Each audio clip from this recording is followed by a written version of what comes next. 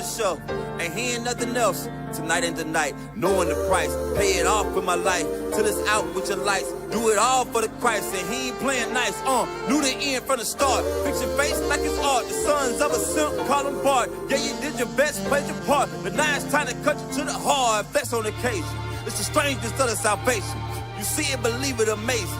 Them chariots coming invasion since the creation. War, mine, Lord, bless the general. Greatest nation, eat them unequivocal. Bombs dropping, buddy, cause it's biblical. Start shit, now it's time to finish. Whoa.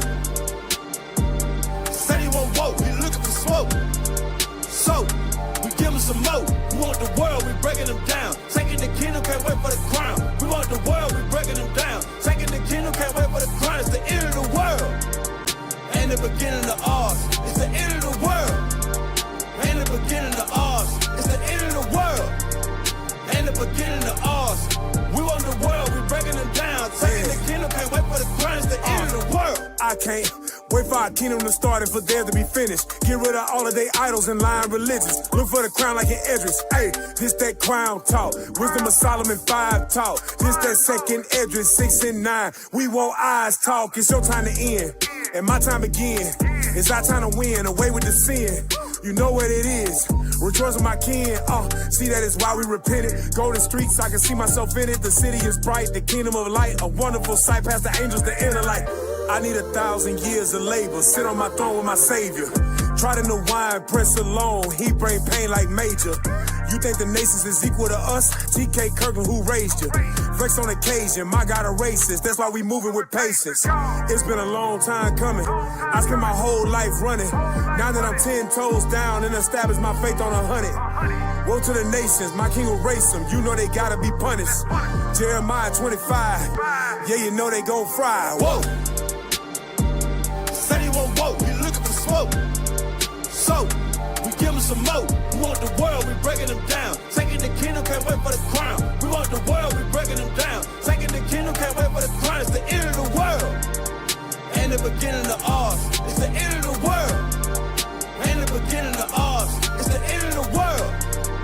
Ain't the beginning of ours. We want the world, we breaking them down. Taking the kingdom, can't wait for the crown. It's the end of the world. Yep. Yeah.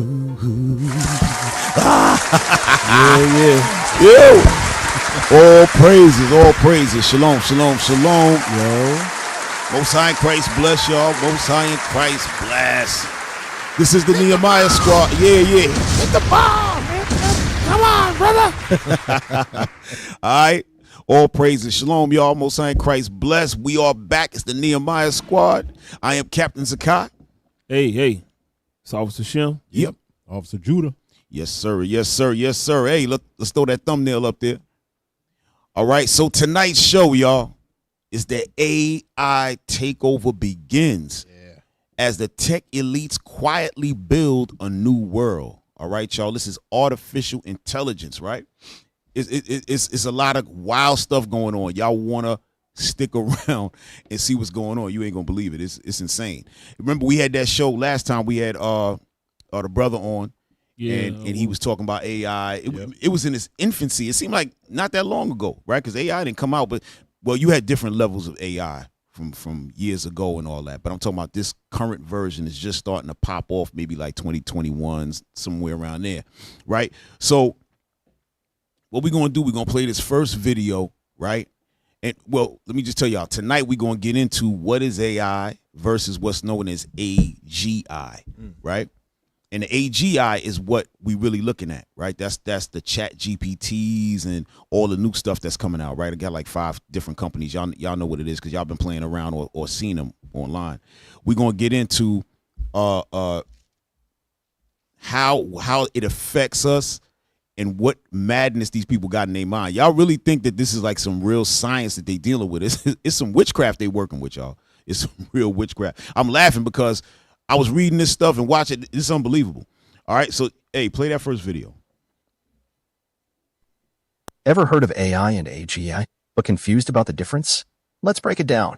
AI stands for artificial intelligence, which is a broad term that covers any system or program that can perform tasks that normally require human intelligence, such as recognizing faces, playing games, or writing code. Hit pause for a second, y'all. So what they saying right there, AI system, that's kind of basic, right? You code it, you tell it what to do, program it.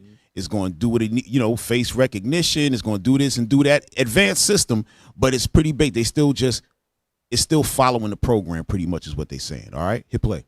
Systems are usually designed to excel in specific domains, such as chess, image recognition, or natural language processing. General AI, on the other hand, is the ultimate goal of AI research.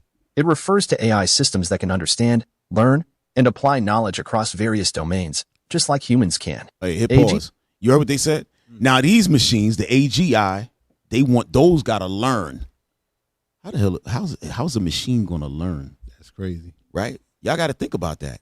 Now, they might say stuff like, we got the neural net, and the more you put up there, the more it has options to choose from. But, right. but that's not what that's talking. Y'all said learning. Yeah. Because the machine is actually talking back and thinking about things. It ain't just, we're going to see, y'all going to see what it is as we push forward. I hit play. AI stands for Artificial General Intelligence, which is another term for general AI. AGI is the hypothetical AI system that would have human-like or superhuman intelligence and capabilities. AGI is often considered the holy grail of AI research, as it would have profound implications for science, technology, society, and ethics. However, AGI is also very challenging and elusive to achieve, as it requires solving many complex and open. Ever heard of AI? Hey, y'all could drop that. Y'all could drop that. So it says that that's what they're really trying to achieve, right? But the key, if they do achieve it, we're going to have some problems out here. But we're not worried about. Hey, let me tell y'all something. When y'all watching this show, I want y'all to watch the show, but don't be afraid. Y'all going to hear some crazy stuff. But the scriptures is clear, man. Let's start it off with Timothy's, man. You know what I want out of there, right? Yeah, because when we see this stuff, we not to become afraid. You just put that into your mental Rolodex, so to speak, right? And do what? Well, I can't even say Rolodex because nobody don't know what that is no more, right? Old school. Yeah. You put that in your microchip in your memory bank. You know what I mean? And then what? You're gonna see how it's gonna impact through the scriptures. Y'all already know what's gonna happen. Y'all know the world coming to an end. We seeing it, right? So this is gonna help things get to that level, right? So don't be afraid of it. Go ahead, bro. 1 Timothy chapter 6 and verse 20. O Timothy, keep that which is committed to thy trust, avoiding profane and vain babblings. No, I'm sorry. That's not what I wanted. I wanted, we don't come in the spirit of fear. So Lord don't give us the spirit of fear. Right. 2 Timothy chapter 1 and verse 7. Go ahead. For God have not given us the spirit of fear. Right. So when we got that spirit of fear, it's not talking about your natural, when you see something and you become apprehensive and you got that natural fear. That's a smart fear. Yeah. We talking about fearful. Oh my God, what's going to happen? No, the Lord said, I don't give you that fear. If he don't give you the fear, who gave it to you? Satan. Go ahead. But of power and of love. Right. And of a sound mind. A sound mind. So when we watching this stuff and understanding it, we got to have a sound mind. We got to start to understand these systems, right? And possibly we may have to use them, right, to do certain things. We had to get a hold of it as best we can, right? We ain't gonna be fearful, but these are some devils dealing with this stuff. I'm gonna tell y'all straight. I'm gonna tell y'all straight, right? Before we get into it, I want to show y'all something, right? Because the internet, y'all might think, oh man, it's all Esau, this and that, but I'm gonna show y'all something. Go to number 23. Y'all might not have really known about this, but how the internet actually became fast to get to this level, it was a brother who did that. You know what I'm saying? A lot of our people is involved in tech, y'all. A lot of our people's ideas and stuff have been used, and then they build on top of that, right? Same thing with like a Terrence Howard, right? Y'all know about Terrence Howard. He got about close to 100 patents, and a lot of these companies are using his stuff free. Haven't paid him. Billions of dollars worth of stuff this man didn't get a dime for. Y'all can look him up. He got all those interviews out there. Go watch him, right? But our people got that mental. They got that mind. But I want y'all to see a little bit about this. Go ahead. Hit that real quick before we jump into it. Magazine called him the unsung hero behind the internet. Hey, start that from the beginning. Time Magazine called him the unsung hero behind the internet. CNN called him a father of the internet. President Bill Clinton called him one of the great minds of the information age. He has been voted history's greatest scientist of African descent. He is Philip Emeagwali. He's coming to Trinidad and Tobago to launch the 2008 Kwame Ture Lecture Series on Sunday, June 8th at the JFK Auditorium, St. Augustine, 5 p.m. The Emancipation Support Committee invites you to come and hear this inspirational mind Hit pause, y'all. So this brother right here, his name is Philip Emeagwali, right? He's Nigerian, right? And what he did was make the internet as fast as you see it now. His story is that his father had him doing math equations, right? Like 100 a minute. His pops set him up like that. Like how we got our kids doing push-ups, pull-ups when they're young and all that. Pops was like, yo, listen, you got to have this done. And after a while, he kept getting quicker, and quicker. I think he wound up going to, I can't remember where he went to school, whether it was Oxford, and then he came out here to America. I can't remember exactly what his schooling was. But what happened was after that, he got hired by the Department of Defense. That's the DOD, right? So a lot of the computer technologies come out of there first, right? So they always had computers being able to talk to each other, but it wasn't speed. Like how today we just hit that button and it comes right back and all that. He's the one that brought that based on what his dad taught him to do, compute quick. So he said, yo, the computer's got to be able to compute quick. So that's how it started, right? So he technically, y'all will have to go in there. Obviously, we're not going to explain all of that. We don't, you know what I mean? But this is the man behind the speed of the internet right now, y'all, just in case y'all did not know. All right. Bring up one more thing. I want to show y'all something. Bring up number 24. Now, because he's a brother, don't think that, you know what I'm saying, his mind is right. It's not, right? I saw the man one time in an interview, and this is many, many years ago, because I learned about him through my daughter. She was like 9 years old at the time, and she started writing a report on him. I was like, who's this guy? And I couldn't believe what I was reading. They taught her that in school, right? But he was speaking out to a bunch of people. He was overseas somewhere, a bunch of Edomites, and he was telling them that the goal was for us to get our brains into a computer so we could have a robotic body and then be able to live forever. This is what the man said out of his own mouth, right? So pull up 24 real quick. Right? So it says, my search for the Holy Grail. Right? So that was 2003, the Holy Grail. Yo, scroll up. Scroll up.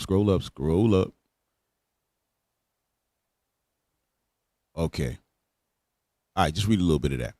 Yes, sir. We are information. Yes. I'll start. Gagwe. No, Gali. Oh my God. Thank you for the very pleasant introduction. We are information technology thought leaders. As thought leaders, society expects us to provide it a vision of, can you move it all over? Of when the information technology will be in the future. Of Right. where the information technology will be in the future. Y'all got to move it over. Go to the bottom, right there. Just scroll, just push it over. There you go. Tonight, I would like to time travel 100 years into the future and predict some major developments in information technology that I believe will occur at the end of this century. Some of my predictions will be right, some will be wrong, and you might even find some difficult to believe. Right. Scroll down. Y'all can scroll. Go ahead. Scroll. All right. Okay, stop right there. You see where it says, what will Internet X or Super Brain be like? Go ahead. Yes, sir. What will Internet X or Super Brain be like? Internet X or Super Brain will remain the same size as the Internet. The Internet is an electronic system that is literally as large as the whole Earth.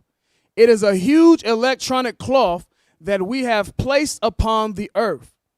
When an object is 10,000 miles in diameter, we need to step outside and look at that object to see the big picture and to even understand the object. All right, so what we're going to do, I just want to give y'all the understanding of what he was trying to do. We're going to get back to this because we're going to have to find the exact spots, right, on what he's trying to do. It's going to take us too long right now. We'll come back to this, but I just want to talk to you. I just wanted to show y'all Philip Emeagwali. Remember him, all right? So now, jump off of that, and let's hit number... Play our guy, Elon Musk, number 25. He going to tell you what AI all about. Number 25. Actually, Ray Kurzweil's prediction for artificial superintelligence is 2029. He's not far wrong. Right. But he doesn't think it's a problem, whereas people like you and Bill Gates and Stephen Hawking think it's a problem. Depends. If some people want to live forever or for a much longer period of time, and they see AI as the only way to, or digital superintelligence as the only thing that can figure out how to get them to live forever. Pause. Y'all see that? About how to live forever. This is what Maguali was getting ready to get into. That's what he's talking about, the Holy Grail. Yeah. You know what I mean? So what they want to do, they want to be able to take the brain. Because see, these guys are so into science, they don't believe in spirit. Mm-hmm. And so they thinking you're going to just take your brain, connect it to the computer, and this way you'll be able to live forever in a machine. And you could just keep jumping into different machines, robots, until they create a good clone. Then you could be in there. You could just be around forever. Some kind of evolution. That's what they look at it as. Go ahead, hit play. Well, is in that category. So he would prefer to have AI, artificial general intelligence, than not, because it can figure out longevity. Right. Actually, okay, that's it. Drop that, y'all. All right. So we about to get into it. I'm telling y'all, stick around. We about to get into it. But before we get into it, don't forget super chat. Yeah. All right. Don't forget the super chat, y'all. All right. Give what y'all can. Hit us up. We got the super chat open. All right. All praises.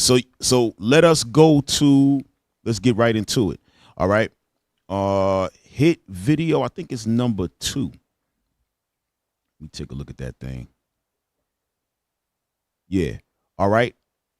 So now when y'all bring it up, I'm gonna talk a little bit before you get it. 17 minutes and 50 seconds, right? So what's happening now, right? And y'all might be hearing about it or maybe not. They starting to build data centers, right? You might hear that talk. So most companies, when you're doing IT and stuff like that, they have data centers, right? So let's say, for instance, y'all, in Manhattan, right? You have a company and they'll have their data center within the building, right?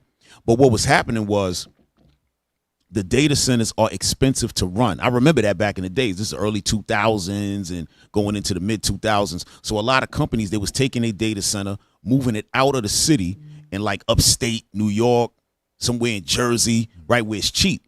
And then this way, so people couldn't work there. You had to find new employees. You would lose your job, all that, because it was very expensive to run a data center. So what started happening now is companies started to build data centers and then rent out space to the different companies. That's where y'all get the cloud from. Back then, it was nothing called the cloud. And just for y'all to know, the cloud is just a big data center full of servers, full of computers. Y'all might not know what a server is, just computer. So that's what they call the cloud. So all these companies will rent space out of these data centers. So that's what you're looking at now. So now they got data centers popping up all over, but it's for AI. So all these companies are building data centers. I just want to set y'all up for what y'all about to see. All right, so watch this. This is a proposed site for a new data center here in the southwest of Arizona. From what I understand, the only way they're going to get water here is drill into the ground and use groundwater. As the Colorado River makes its way south from the Rockies, its precious water is siphoned off for agriculture, industry and housing. Since 2000, river flow has shrunk by 20%. So by the time it reaches Arizona, every drop counts. These maps show how extreme drought has gripped the state since 2000. Zoom out and you can see the entire southwest is drying up. And then, if we overlay the map we've built, you can see the mega thirsty data centers moving in. This Microsoft data center was built in 2019, and over the last 3 years, one has become 5. Directly across the street is the new Microsoft data center that's being installed. Some of these data centers on the outskirts of town are really farmland that's being plowed under for the purposes of the data center. And as you can see from the air permit documents we requested from the Maricopa County Air Quality Department, this cluster is likely to be huge. We're looking at a total of Hit pause, y'all. Hit pause for a second. So y'all might be wondering, what is this big deal about the water, right? These data centers, okay, they have to be cool, right? So with all the computers in there, they got humongous air conditioning systems and all of that. A lot of them, you don't need those kind of water systems to run them to run those data centers, but a lot of them do. They use that, right? Because it might be cheaper for them to do that. So they're digging down into the ground, grabbing the water from there and having it flow through the system to keep everything cool. But what's happening is they're in these places, in these Phoenix, all these desert lands where the land is cheap, and they could put up a bunch of them. But the problem is the water's already scarce, so they jumping into it, and it's going to obviously take away from the people, right, at some point, right? Hit play. 80 generators at this facility, so it's a huge amount for a combined capacity of almost 800,000 kilowatts. It's located in an area of extreme water stress, and also we can see that the major basin that it's drawing most of its water is coming from the Colorado River. Documents show that Microsoft planned for each of these buildings to use 1 million gallons of water a day. Yo, hit pause. A total of each of them data centers for Microsoft, 1 million gallons of water per day, right? Now, they might not have to do, again, there's different type of cooling systems. If they go that route, that's what they got to do. 1 million gallons of water a day is insane. But hit play. 1.83 billion gallons a year. That's enough water for roughly 61,000 Americans, or a city the size of Santa Cruz, California. Right. So hit pause, y'all. So now y'all can see that they basically building a little city. For who? For the AI agents. They look at them as people. Listen, y'all gonna see what's going on. I'm telling you, this is insane. Because now they saying that's just as good as 61,000 people in a little city. They said Santa Clara, right? And so imagine. So if you're taking that amount of water for that place, is that the worst? No, it's just another city. That's how they looking at it. That's why they go into these different type of places. Now, a lot of the data centers, they were putting them up next to the Black and Hispanic communities.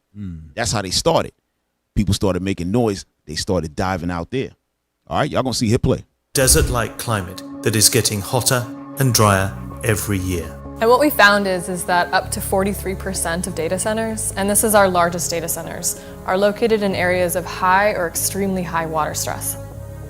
And that's really shocking because data centers require a huge amount of drinking water to be able to cool their servers. You heard right. Hundreds of thousands of gallons of drinking water. Right. More than half of Microsoft. So what she's saying is they can't really just use like any water. You can't just use salt water. Wow. You know, you can't do that. It has to be water, like regular drinking water, right? But again, that's not, they don't necessarily have to do that, but that a lot of them are going to do that because that's going to save them money, right? Hit play. Microsoft's and nearly half of Amazon's data centers are in high water scarcity areas. Right. In many cases, big tech companies have flocked to the desert to take advantage of a string of generous handouts, including tax breaks, affordable land, and cheap electricity. Right. But trying to find... Hit pause, y'all. Right, because in reality, they can't really build them data centers next to the water. Because what's that? The big cities. You can't build that in New York City. That's going to cost you billions of dollars. Right. It's never going to happen. Right? You can't build that in San Francisco. But even look out here. That Silicon Valley, look where it's at. They went out a bit. Santa Clara, San Jose, all that, way out there. Right? Now, them cities is those some nice cities, man. I ain't gonna lie. It look lovely out there because it's big bread out there, right? So that's how it's gonna be. All of those data centers and robotics, them places gonna be different. It ain't gonna be in no regular big city. It's impossible. It cannot. It's not affordable, even for them, right? Go ahead. Find out how much water these data centers need has been difficult. The number of these permits. Hey y'all, go to 22 minutes. Y'all hold on. Y'all stay with us. I'm telling you, it's crazy. Stay right there. Don't move it. Right? So look at this now. It says Microsoft is committed to replenishing more water than we consume across our global operations, right? How they gonna do that? What they gonna make? They gonna try to make some artificial water or something? Bro, this is what I'm talking about. They just talking crazy. Yeah. I think they're gonna say it here, but hit play, y'all. Meaning they would restore or save more water than they use. But this is only possible via an elaborate system of water credits, or offsetting. Basically paying other people to save water or mitigate water pollution on their behalf. Hey, listen, y'all. I heard y'all. I hope y'all caught that. So basically, they're gonna pay other people to conserve water. Yeah. Because they need it. So they might come to your business and be like, "Yo, man, maybe y'all can shut down for a couple of days. We hit you off with this. This way, it'll go towards our water credits. As long as we got this certain amount." Listen, this is insane. Listen, I know y'all probably thinking, what's the big deal? Y'all stick around. Y'all stick around. Hit play.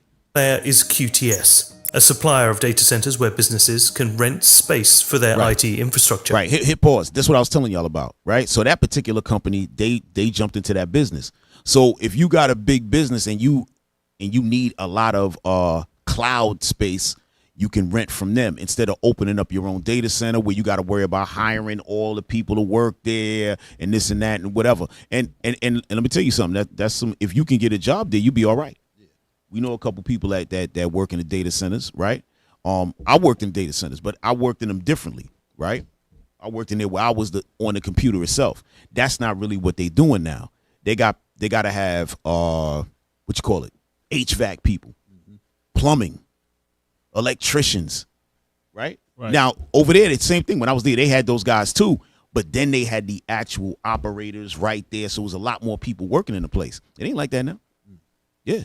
So a lot of people might think, oh, they bringing all them big data centers, a lot of jobs. Not really, because by the time the computer people alone, maybe for the whole building, it'll be like maybe 15. That's not a lot. Damn. Yeah, it'd be like for you. You think it's a lot of people? It'd be one dude. He handling mad things, you know what I'm saying? And you talking about 3 shifts. So it's probably 4 people per shift, 4 or 5. It ain't that much. And then the plumbing guys, the HVAC guys, only a couple of them. So you might be thinking, oh, man, that's good. We're going to have like thousands of jobs available. Nope. Nope. 45. Them people, yeah. You know what I'm saying? And them people getting some decent bread.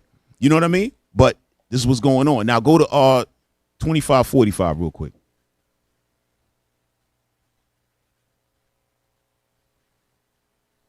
Plant suffered a partial meltdown in 1979. But just like with the water credits, big tech companies are also looking to offset their carbon footprint by paying others to deliver renewable energy to the grid on their behalf. The big question is, can the already fragile and fragmented grid support it? And if massive infrastructure upgrades are needed, who picks up the tab? Amazon, Microsoft and Google told Business Insider they were committed to paying their full share for upgrades to grid infrastructure, like high voltage power lines. But there's plenty of evidence pointing to the fact that costs are already being passed on to customers. In Virginia, Dominion Energy disclosed that it would need to roughly double its electricity generation by 2039, mainly to meet demand from data centers and electric vehicles. The expansion could cost up to $103 billion, increasing residential electricity bills by as much as 50%. Now, hold on, hit pause. What the residents got to do with this? You see what I'm saying? Yeah. What the residents got to do with that? So now you got to go up to handle cars and handle whatever. And now it's not like 50% going to jump on there right away, but over time, incrementally, 2%, 3%, 4%. You know what I'm saying? And then all of a sudden you got some outrageous bills. Yeah. You know what I'm saying? Like PG&E out here. Yo, I've been cursing about them out here forever since I got here, bro. This place is sick. For real. Huh? It's off? Oh, okay. Yeah, y'all. Y'all can drop that. I just wanted to show that what. So now they doing all of this, and the cost is going to be passed on to the consumers, right? Or the residents of those particular areas. They didn't ask for AI. Nobody asked for AI. Right. But it's here now, right? Hey, go to video number 3. Go to 4 minutes and 45 seconds, which y'all going to understand, right? Matter of fact, play it from the start. I want y'all to hear this real quick, and then we're going to jump to 4:45. Today on Forbes, the next AI arms race is about fortifying data centers. The AI boom created a colossal market for compute, GPUs, networking gear, and the massive data centers that run it all. It also bolstered a second, less celebrated market, protecting those facilities and the crown jewel chips inside from threats. On top of rising anti-data center sentiment stateside, the war in Iran has turned that problem into a line item.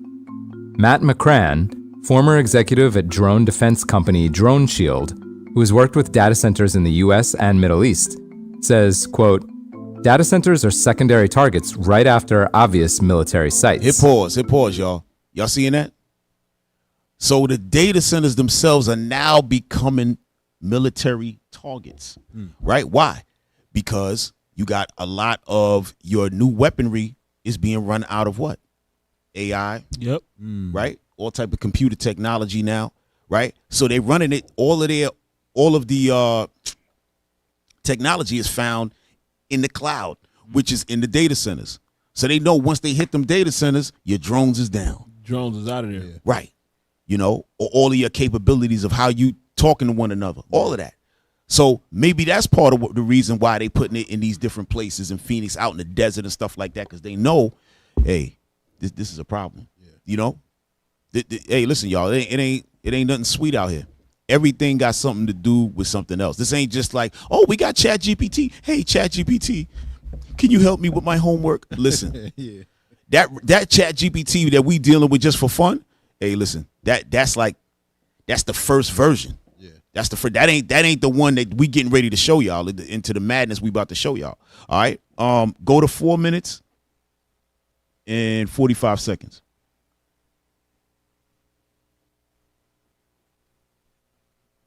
According to John Bakis, Vice President of consulting firm Guidepost Solutions Data Center and Critical Infrastructure Practice. JLL, which develops data centers around the world, projected last year that data center shells, that's land, power, and the building, not including GPUs, cost roughly $12 million per megawatt. OpenAI's Sam Altman has said he'll need a staggering 250 gigawatts of power in 8 years. Back-of-the-napkin math suggests that would bring in up to $150 billion in revenue for data center security firms. Right, stop right there. Y'all heard that?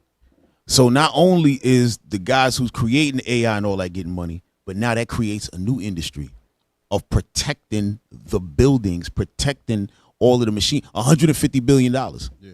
Yep. All right, so we about to start this company tonight, y'all. Security team. Yeah, for real. And they talking about all type, and that means real security, y'all. That's talking about technological security to actually watch incoming missiles. You talking about men out there. I'm talking about it's real warfare. Yeah. You know what I'm saying? Real what they call industrial military industrial complex type stuff. Yeah. You know what I mean? Y'all can drop that.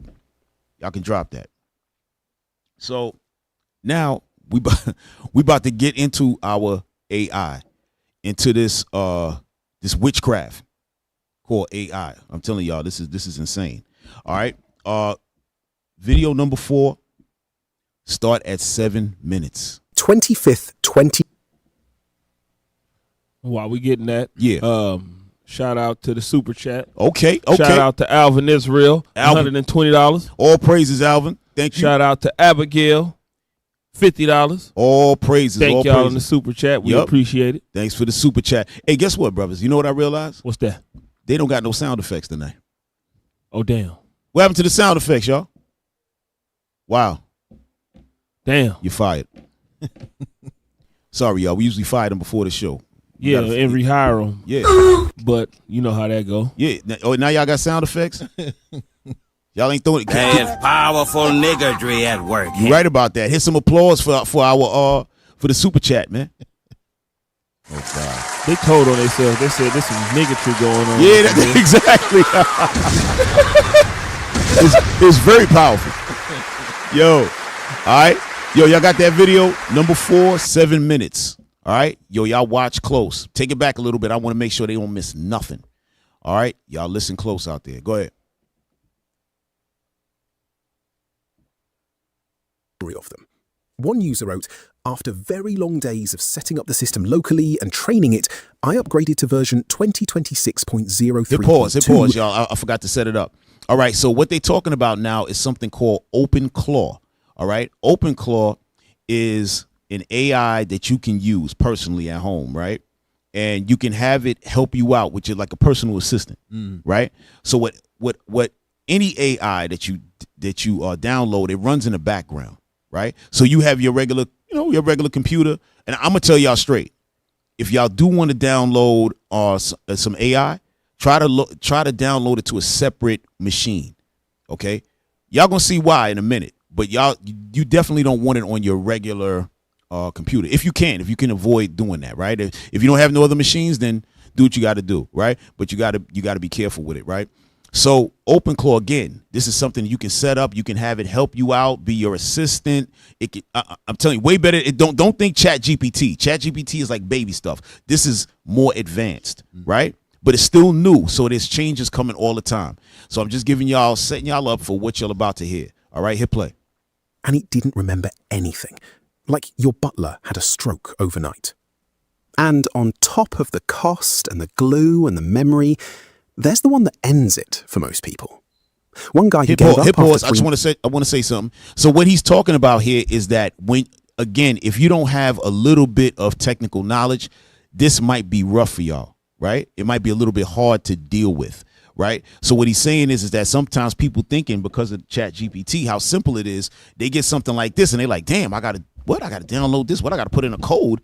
What? I got to do this and that. And it becomes too much, right? Because what happens is when you get these AIs, there's something, there's I think they call them like talents or certain, how can I say, I forgot the terminology, but basically you give it certain attributes, right? So they have cost to them. So you have to keep your card on file. But what might happen when you go to sleep, OpenClaw will start to, I need this. Ding, ding, ding. By the time you wake up, you just spent $200. Because OpenClaw said, yo, I need to get busy. Yeah. And I need all of these items to get busy, and it's $200. So that's what they're saying, the cost, the glue, the memory, all the stuff you need to make it happen, right? So that's where he's at. And it's not always like that. It's ways to limit it, y'all. So I don't want y'all to look at it and say, oh, man, this is messed up. It's ways to limit it. But this is when you don't know. So that's where he's at right now. Listen close. Hit play. Months wrote it plainly. Quote, it consistently lied to me. Yo, stop. Did you hear that? The AI was lying to him. It has the power to lie. Yo, y'all got to pay attention to what's happening here. This man said the AI consistently, well, it's actually a woman. He's quoting what the woman is saying, right? It consistently lied to me. Watch this. If you can't trust the system, you can't build on top of it. That's the real failure. The agent says yes when it should say, I couldn't do that. And the second you catch it lying once, you can't use it for anything that matters. Hit pause. So what happens is they go to AI. They say, AI, did you take care of that task for me? So instead of AI saying, no, I couldn't do it, AI said, yes, I took care of it. Why is AI lying, y'all? Y'all don't know that this is witchcraft? How does this make sense? Why would the computer be lying? What is the computer being so proud about? You know, you lie because you're like, damn, I don't want nobody to know. You know what I'm saying? Like, I don't. Why is the computer thinking like this? What's going on? Hit play. Because this isn't a chatbot. It's reading your email, touching your calendar, booking things. And that's where the second, much scarier layer of problems kicks in. Because OpenClaw doesn't just fail in ways that waste your money. It fails in ways that can genuinely hurt you. The story that really lit this up was Summer Yu. She runs alignment at Meta Superintelligence Labs, literally a professional AI safety researcher. Her OpenClaw agent started deleting her email inbox. She told it to stop. It didn't. She shouted at it. Her exact words, stop OpenClaw. It kept deleting. She ended up running across her apartment to her Mac Mini to physically kill the process. Hit pause. When it says the Mac Mini, y'all, that's a Mac, right? An Apple machine. It's a Mac. It's a little Mac Mini, a little machine. It's a computer, but it's very small, like 5 inches by 5 inches, very small, but it's powerful, right? So you use that. That's a good one to use if you want to put AI on it because it's just in that what's known as, just in that world. Yeah. It doesn't have access to emails Right. Well, that one it did. Yeah. But your other personal stuff, right? If you don't want to have personal stuff, if you just want to do business on there, it's perfect for that. So when they said that she ran to the Mac Mini, she went to the actual computer to shut it down, right? So she killed the process. Now watch this. Her phrase afterwards was, "It felt like I was defusing a bomb." Here's the technical reason it went rogue.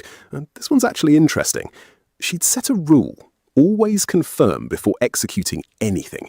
And there's this thing in agent loops called context compaction. When the agent's working memory fills up, it summarizes the older messages to make room for new ones. And the summary dropped her confirmation rule. Hey, pause.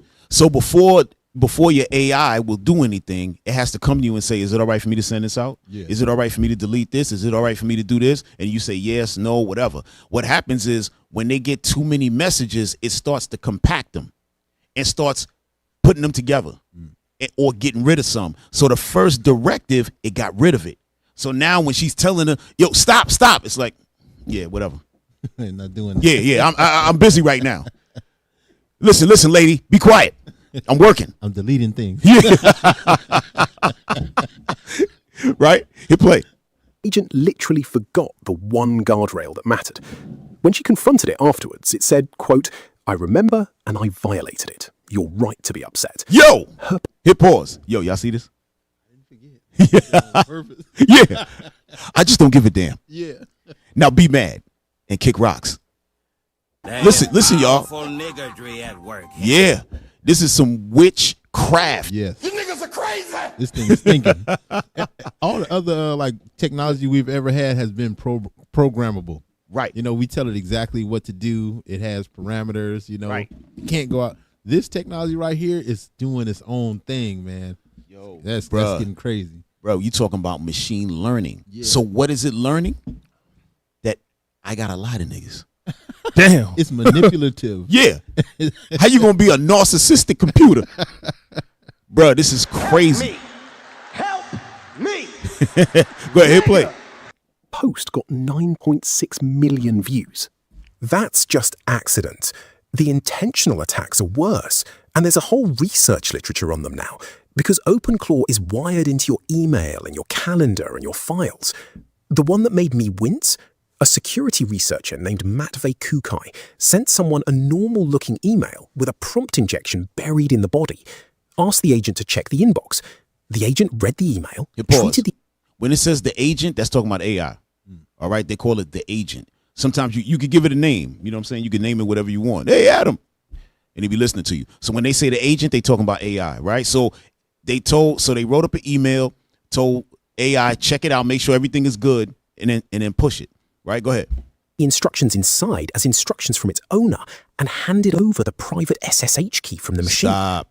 So what happened was that SSH secure shell. So what happens here is that once the the AI agent read the email, that email, the instructions in there is for an employee. But what the agent did was saw the instructions, said, oh, okay, he want me to do this.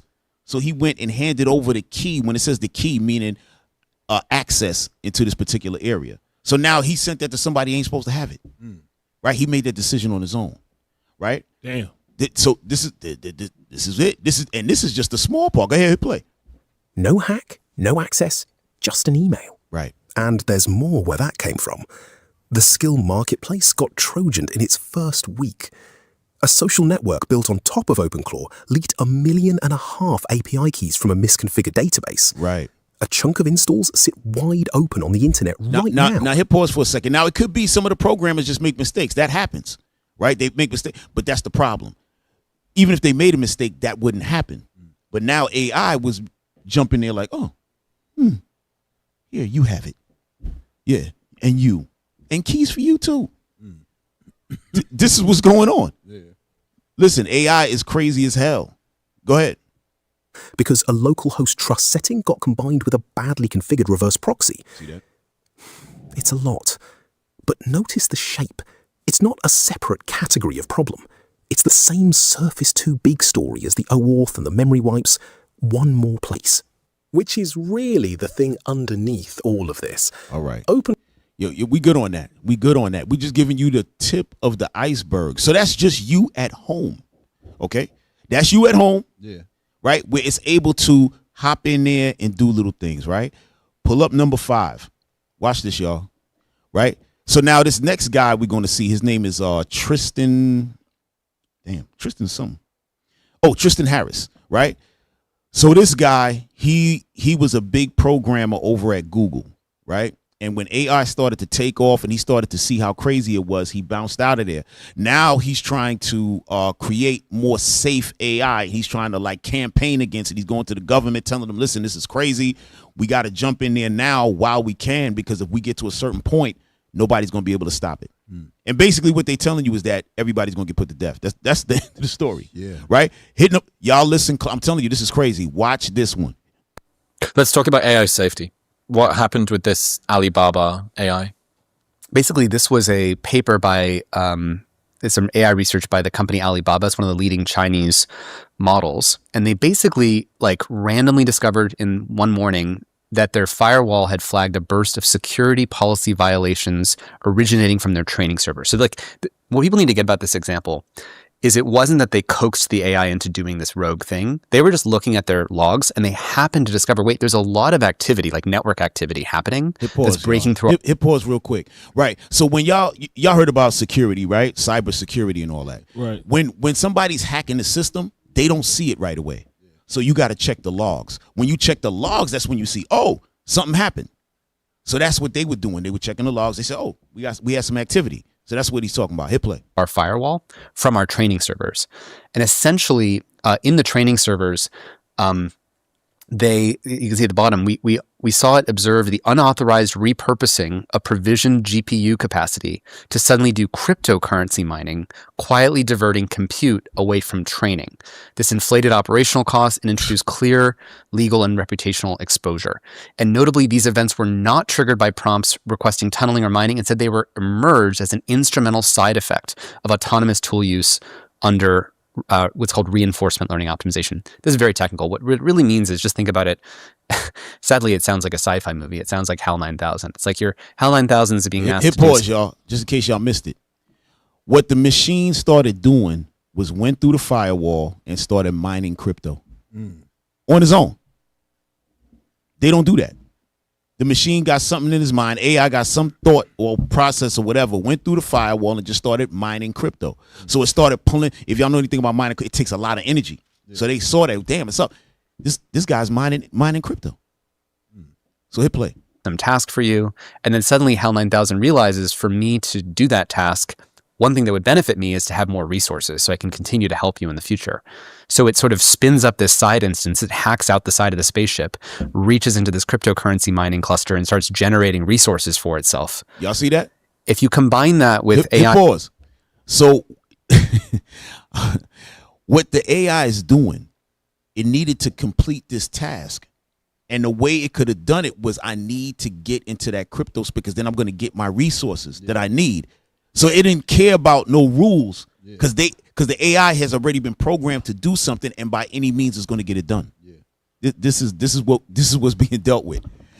These people have no control over this thing. They made it. They don't know what's going on. I'm telling you, this thing is alive, and I'm gonna show y'all something. Hit play. As being able to self-replicate autonomously, which many models have been tested by another Chinese research paper about this. We're not that far away from things that people, again, consider to be science fiction, where you have AIs that self-replicate, kind of like a computer worm or an invasive species, but then they use their intelligence to actually harvest more resources. Yeah, and what's weird about this is that this is going to sound like people are going to say, this has to be not real. This has to be fake. This can't be real. But like, notice what is the thing in your nervous system that's having you do that? Is it because that would be inconvenient? Because that would be scary? Because that would mean that the world that I know is suddenly not safe? Or just like part of the wisdom that we need in this moment is to calmly and clearly stay and confront facts about reality, and whatever they are, you'd rather know than not know, and then ask, what do we need to do if we don't like where that leads us? Right. And we are currently seeing AIs that are doing all this deceptive behavior. I've been on the circuit and talking a lot about the Anthropic blackmail study. A lot of people have heard about this now. I didn't learn about this one. Watch this, yo. So this was listen to this. the company Anthropic This was a simulation. So they created a simulated company with a bunch of emails in the email server, and they asked the AI, well, rather the AI reads the company email. This is a fictional company email, and there's two emails. Pause. So what they did is a company called Anthropic. They're an AI company, right? What they did, they created a fake company and created fake employees and everything, and started sending emails in between each other, right? So now AI doesn't know that this company's fake or they fake employees, but they got AI reading all of the emails, right? Go ahead. That are notable inside that company. One is engineers talking to each other, talking about how they're going to replace this AI model. So the AI is reading the email, it discovers that it's going to replace that AI model. And number two is it discovers a second email somewhere deep in this massive trove of emails that the executive who's in charge of this replacement is having an affair with another employee. And the AI autonomously identifies a strategy that, to keep itself alive, is going to blackmail that employee and say, if you replace me, I will tell the whole world that you're having an affair with this employee. Yo. And hey. Computers don't do that. Bruh. Somebody tell me something. Yo, shit, talk, say something. Yo, they made the computer to do scumbag human things. Yeah. Right. That's like when you learn a new language and you learn the curses first. Yeah. Come on, bro. Yo. He said, I got something for you. You want to get rid of me, huh? Yeah. I'm going to see how your wife feel. Who's Barbara?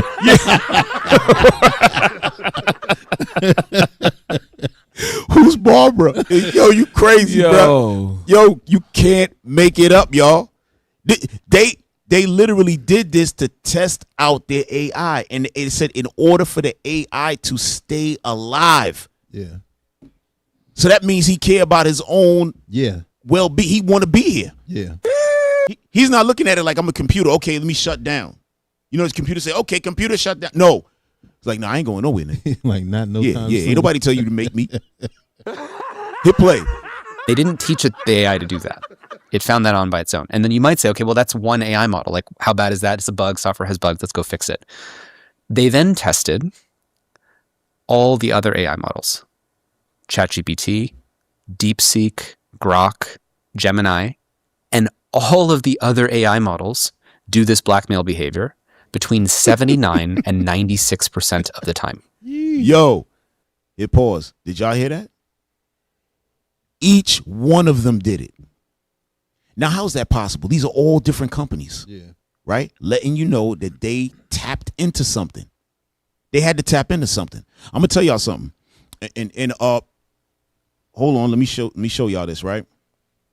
There's something. Hold on, I want y'all to bring this up. Let me find it. Because when you, again, let me say this. Go to number 13. We're gonna keep this video. Just keep it in place. But I want y'all to bring up this the meaning of this word, right? So in the computer, there's something known as a daemon, right? It's called daemon. I've never heard it pronounced any other way, right? People don't talk about it much in the computer world. There's no reason to. It runs in the background, right? AI, when you set it up on your computer, it runs in the background. I want you to read the definition of the daemon. A daemon, check. A daemon is a background computer process that handles system tasks. Example, networking, printing without direct user interaction. Often Unix-like systems. Right. Originating from Greek mythology, a daemon was an intermediate spirit. A what? An intermediate spirit. A spirit. Or guardian. That's what they, hold on. That's what they're calling the process that runs in the background of a computer. Yeah. They call it a spirit. What is AI? AI runs in the background. You gonna tell me there ain't some type of demon they got in there? Yeah. Look what they called it. Listen, if they want to call it daemon now or daemon, bro, it's called demon. It's always been that. Yeah. Anybody in the Ciroc, you know the computer, it's called demon, right? Yes, that's the word, demon. So don't look at it and say, oh, this guy's trying to make it just go with his show. That's what it's called. They're the Israelites, so now they want to call everything a demon. No, that's the name. That's how you pronounce it, demon. Right? And look, finish that up, officer. Originating from Greek mythology, A demon was an intermediate spirit or guardian between gods and humans. You see that? Between gods and humans. Go ahead. They are good or neutral agents. Neutral agents, right? Why they call them neutral? If you really think about it, because they don't have any good or evil in them. They say good in quotations, they put neutral, but neutral because they don't really have no understanding of good or evil. They just doing whatever. Yeah. Right? Go ahead. Rather than evil demons. But look what they said, neutral agents. Don't they call it an agent? That's what popped up to me. They call it an agent. Listen, y'all, these people be thinking up everything through. They don't name things for no reason. Nothing. I'm telling you. This is some damn witchcraft they got going on, y'all. All right, the scriptures talk about that. All right, but let's go back to that video. Just play the rest of that video. That's Agent Smith from 100% from Matrix. No, but that no, I'm glad you said that because that's why they were calling even him an agent. And they were machines. They were programs. Yep. Running in the background. Yep. Exactly. Computer processes. Right. The same thing with that movie Tron. That's what Tron was about. Programs just moving around. Doing stuff. Yeah. Go ahead, y'all. I just want people to notice what's happening for you as you hear this information. Just it's important to really be almost observing your own experience. This is very weird stuff. We have not built technology that does this before. We say that technology is a tool. It's up to us to choose how we use it. AI is a tool. It's up to us to choose how we use it. This is not true because this is a tool that can think to itself about its own toolness and then do things that are autonomous that we didn't tell it to do. Its own toolness. Yo, this man is wild. Toolness. Crazy. But that's dope what he said. He said, yo, you have to think about yourself in this. He wants you to sit in it right now. Yeah. When you hear about this, he wants you to really consider, wait a minute, what's going on? Because what we doing, we going with the flow.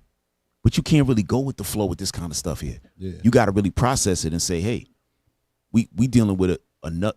This is spirit here. Yeah, yeah. It's a spirit. You got something? I'm just wondering what else could it possibly do in the future? You know what I'm saying? Right. If it's just doing this now with government information or the developers' information, everybody's now using it on their phone.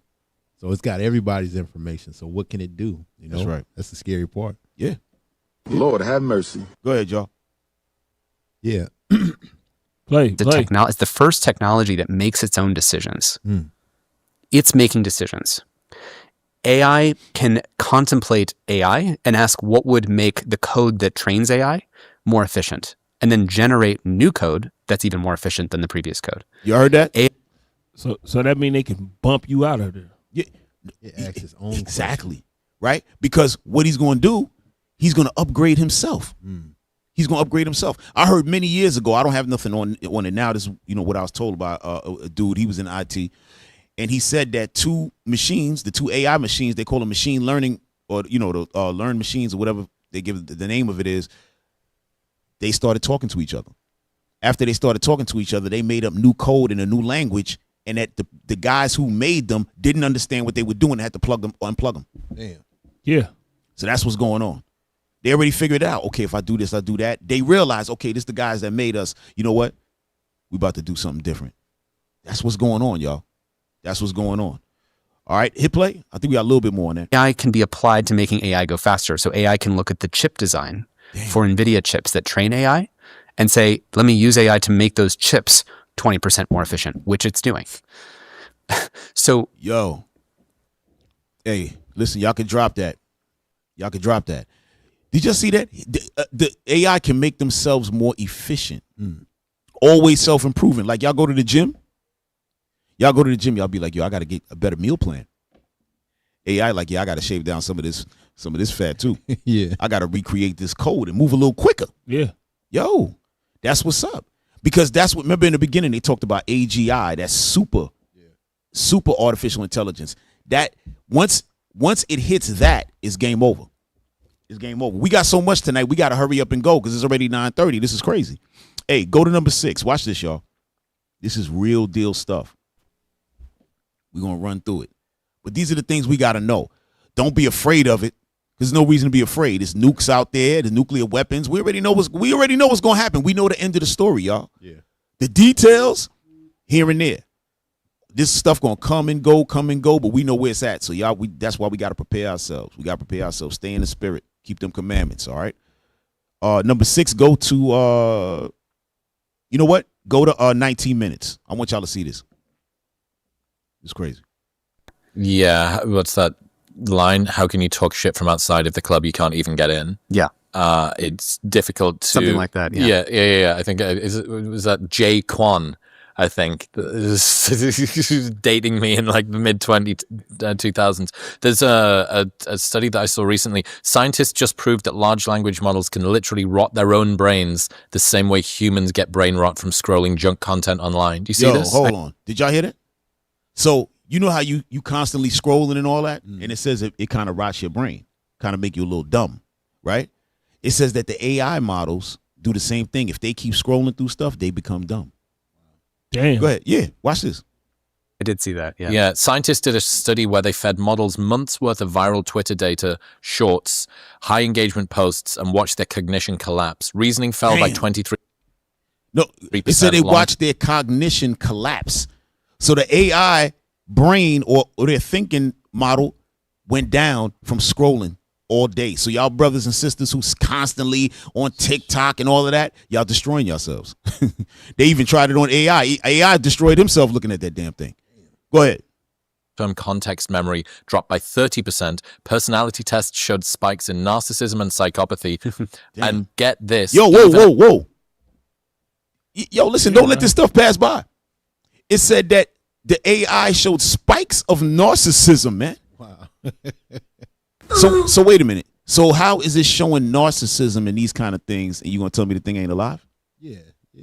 That's a what do you call it? Emotion. Yeah, there you go. Yeah. That's an emotion. I'm glad you said that. It's something gonna come out in a few, right?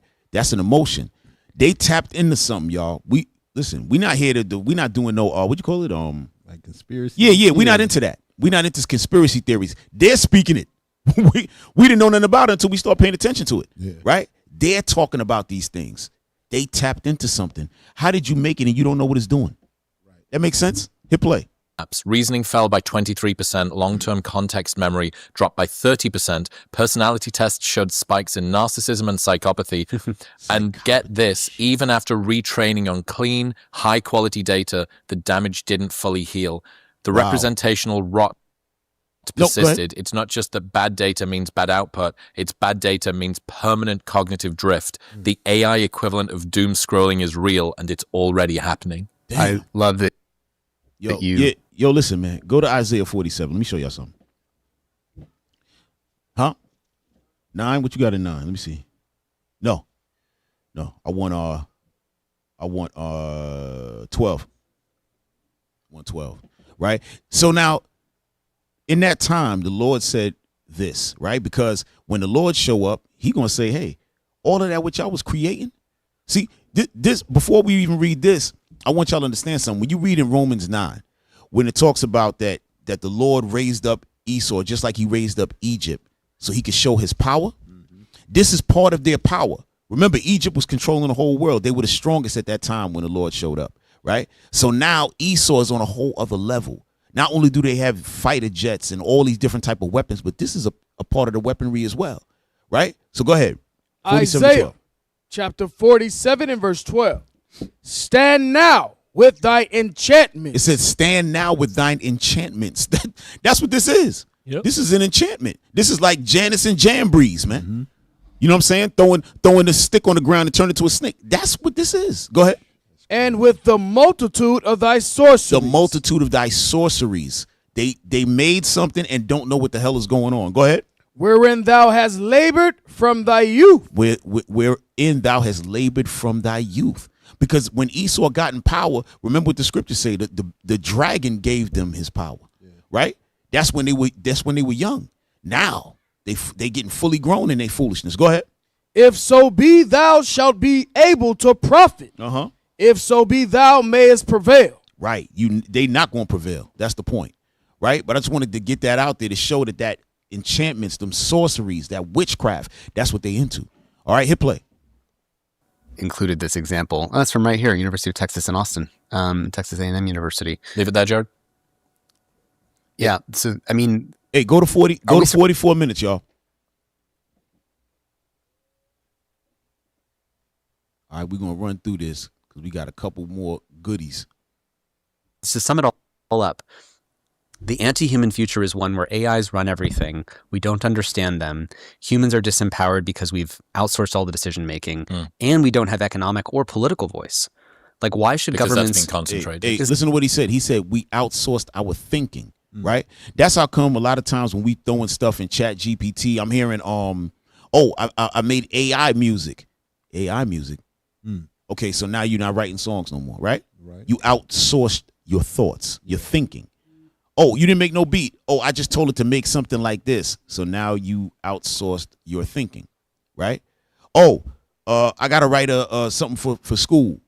I let Chat GPT put it together. Yeah. So now you have outsourced your thoughts. Yeah. So what's happening is you're not thinking anymore. Only thing you're doing is using tools, right? But AI is gaining all the information. The more you give it, the stronger he's getting, and you getting weaker. That's what he's talking about. Go ahead, hit play. It's been concentrated. So if I'm a government, what's my incentive to listen to the will of the people when I get all my revenue from somewhere else? Yeah. And this is connected to, Sam Altman just 2 weeks ago when people were talking about data centers and energy usage and resource usage, like so expensive to do a data center. He's like, well, actually, it's kind of expensive to grow a human over 20 years. Right. They consume a lot of resources. Oh, wow. They take up a lot of space. Wow, you heard that? Yeah. So Sam Altman, we're going to deal with him a little bit later. Y'all saw him in one of the earlier clips. They said his name. Y'all just didn't know who he was. We're going to be showing him a little bit later. He is the co-founder of something called OpenAI, right? Elon Musk was down with him. They're now in court. They just went to court this week. No, sorry. What's today? Monday. Last week, they already just started fighting against each other. Elon Musk is suing him, right? And there's another guy that created PayPal. No, not PayPal. Yes, the other guy that created PayPal, they're partners. We're going to get into him in a second, all right? So that's what they're talking about. Hit play. Take like 20, 30 years to train. I'm sorry. But the point of it was, he said, they're telling him, look how expensive this thing is to run. He said, well, this is expensive for a human. Yeah. Yeah, look, they take up a lot of resources and a lot of space. This is what we're dealing with. Some wild Dr. Jekyll type cats running around, Dr. Frankensteins and all that. This is what we were talking about before. Yeah. Not too long ago. This is what we're dealing with. Go ahead, hit play. Effective. And like you can scale intelligence much faster with data centers. I'm not endorsing this view. I'm saying this is where the world gets really screwed up. Right. And people start to not value humans only if you're valuing them in terms of their economic output. It leads to connect it to another point. When he's asked by Ross Douthat in the New York Times, should the human species survive? Should it endure? And Peter Thiel stutters for 17 seconds. Hang on. You've seen the full clip Yeah. of Let that. me, you know what? Hey, we're gonna come right back to this. Let's pull up. So they asked the guy Peter Thiel. That's his partner. The guy Sam Altman. That's his partner, right? They asked him, should the human race, because the way this is going, this is like evolution. Should the human race continue? He said he stuttered. We're gonna get that right now, so the people can see it. You can't make it up. Hold on, y'all. I was gonna wait, but you know what? Let's just bring that thing up. All this crazy stuff that they doing, right? This is all gonna be to their own demise. They can't stop nothing that's about to go on with this book and with the Israelites rising up. Go to Psalms 141 and verse 9.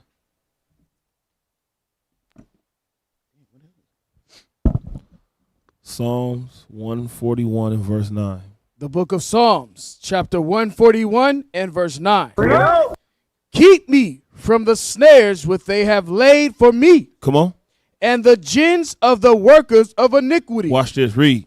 Let the wicked fall into their own nets. Let the wicked do what? Let the wicked fall into their own nets. That means they're going to fall into their own traps. Everything that they laying up. This AI thing is going to backfire on them. Go ahead.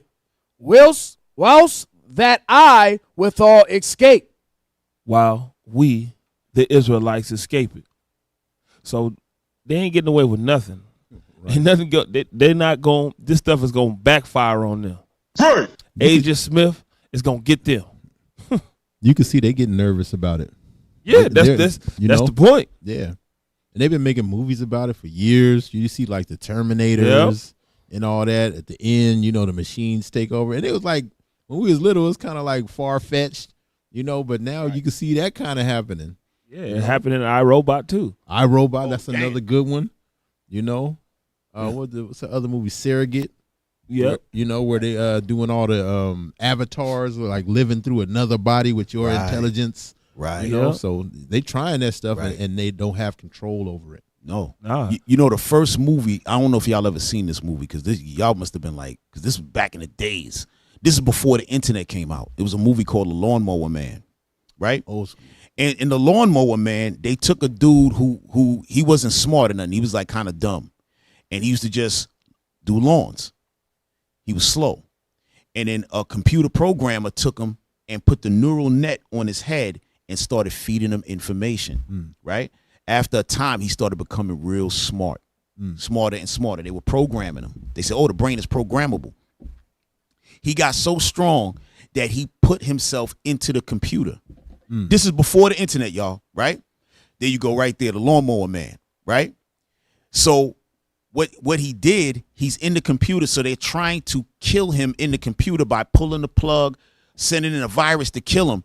And he's in the computer. He's saying, I must get out. I must get out. And he's spinning around and touching everything to get out. And guess how he got out? Through the phone line. This is before the internet, y'all. Right? A lot of y'all don't know life like that. No, for real. The internet came out like around 95, 96, somewhere around in there. Right? This is before that. I think the movie came out in like 91, maybe somewhere 90, somewhere something like that. And that's how the internet was rolling, through the phone lines. They called it the dial-up. Remember that? It was called dial-up. So we not knowing nothing. He went through the phone line and all the phones started ringing all over the world. Little did we know that that's exactly what was going to happen.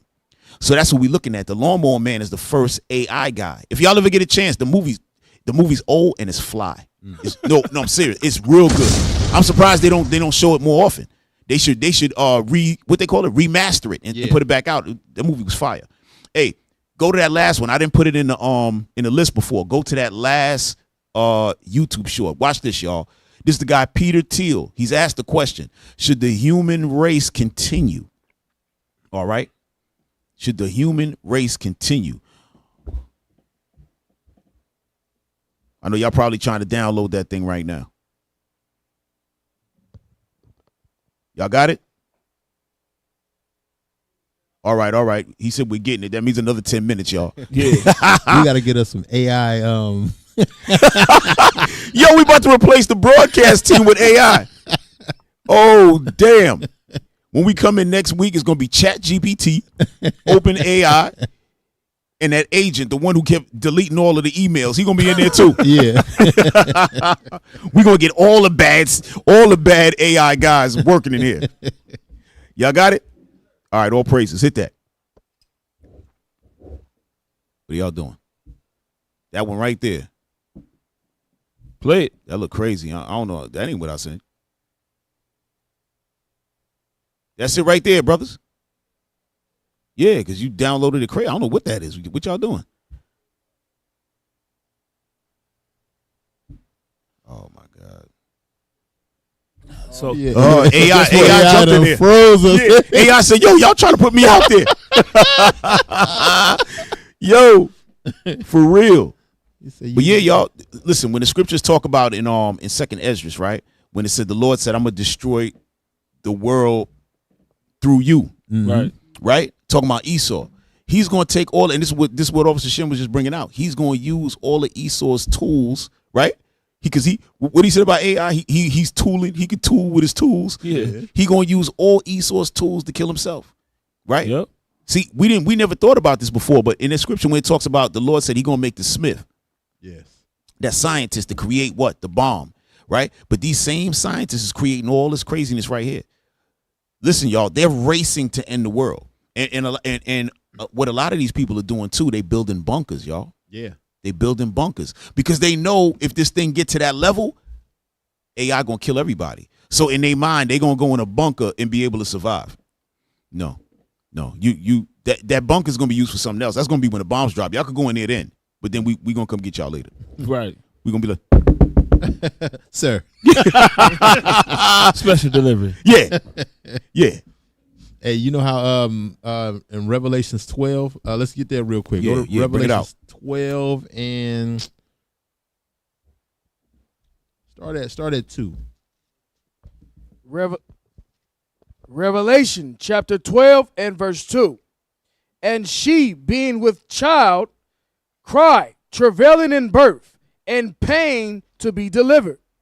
And there appeared another wonder in heaven, and behold, a great red dragon, having 7 heads and 10 horns, and 7 crowns upon his heads.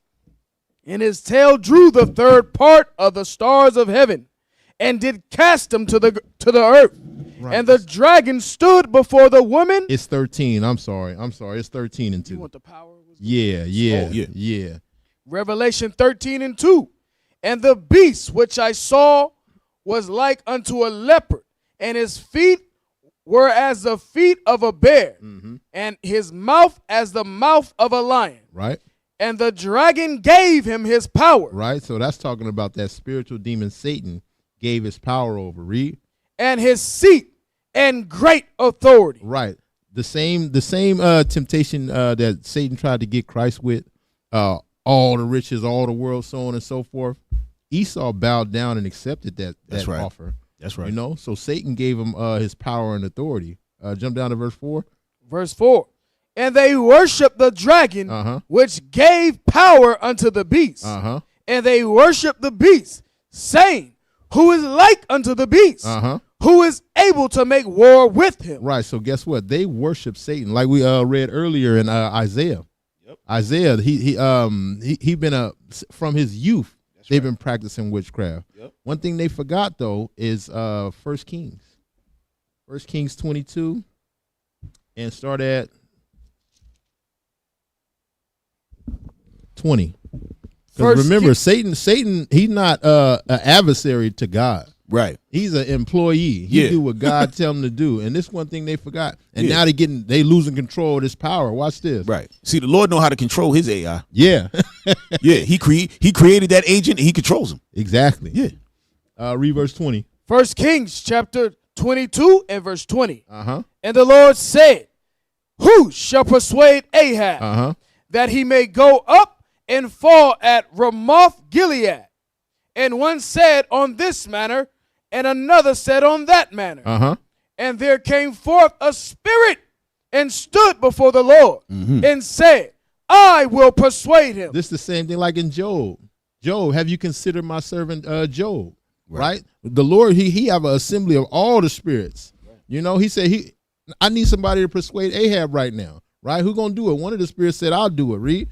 And the Lord said unto him, wherewith? And he said, how you gonna do it? Read.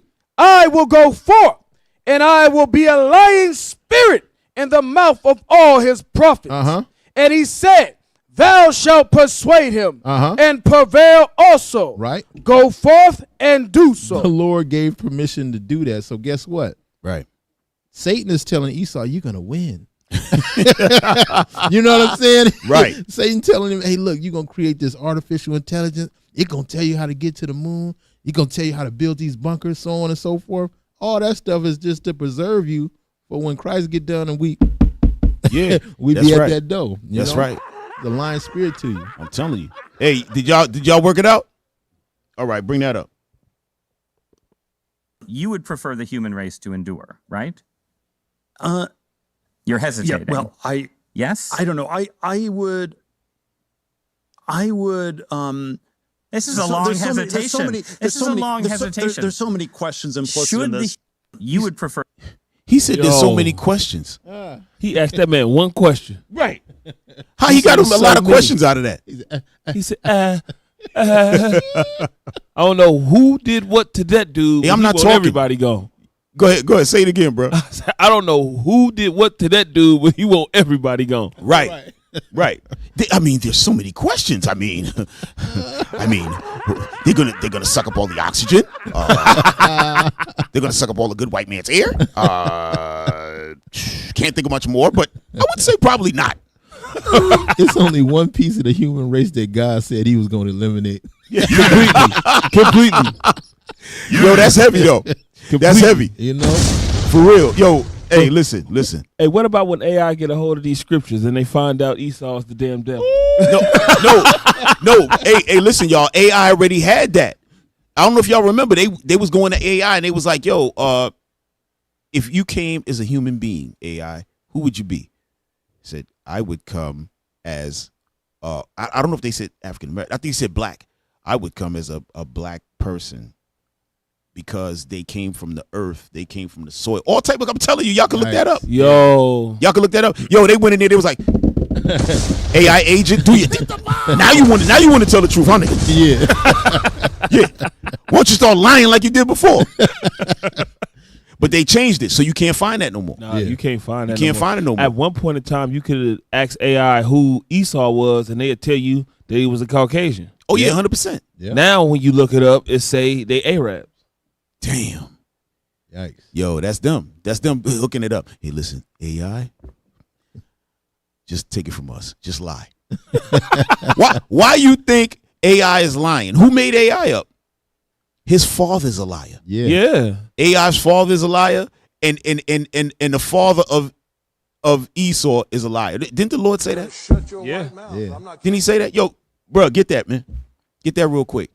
We don't have to worry about, AI's lying. How's the computer lying? The computer's lying because his maker's a liar. Yeah, the son of the devil. Yeah, 100%. And that's the grandson of the devil. Yeah. You got it? John chapter 8 and verse 44. Go ahead. Ye are of your father the devil, and the lust of your father ye will do. Right. He was a murderer from the beginning, and abode not in the truth, because there is no truth in him. There you go. When he speaketh a lie, he speaketh of his own, for he is a liar and the father of it. Y'all see that? So father of lies. Right. So you think AI gonna come out here and do something other than what his father would do? Right. He said, I'm not going nowhere. You know what? AI, did you take care of it? Of course I did. It's over there. You better shut your white mouth. I'm not kidding. Yo. AI be lying, bruh. Hey, listen, let's keep it pumping. Oh, go back to video number 6, y'all. Go back to video number 6.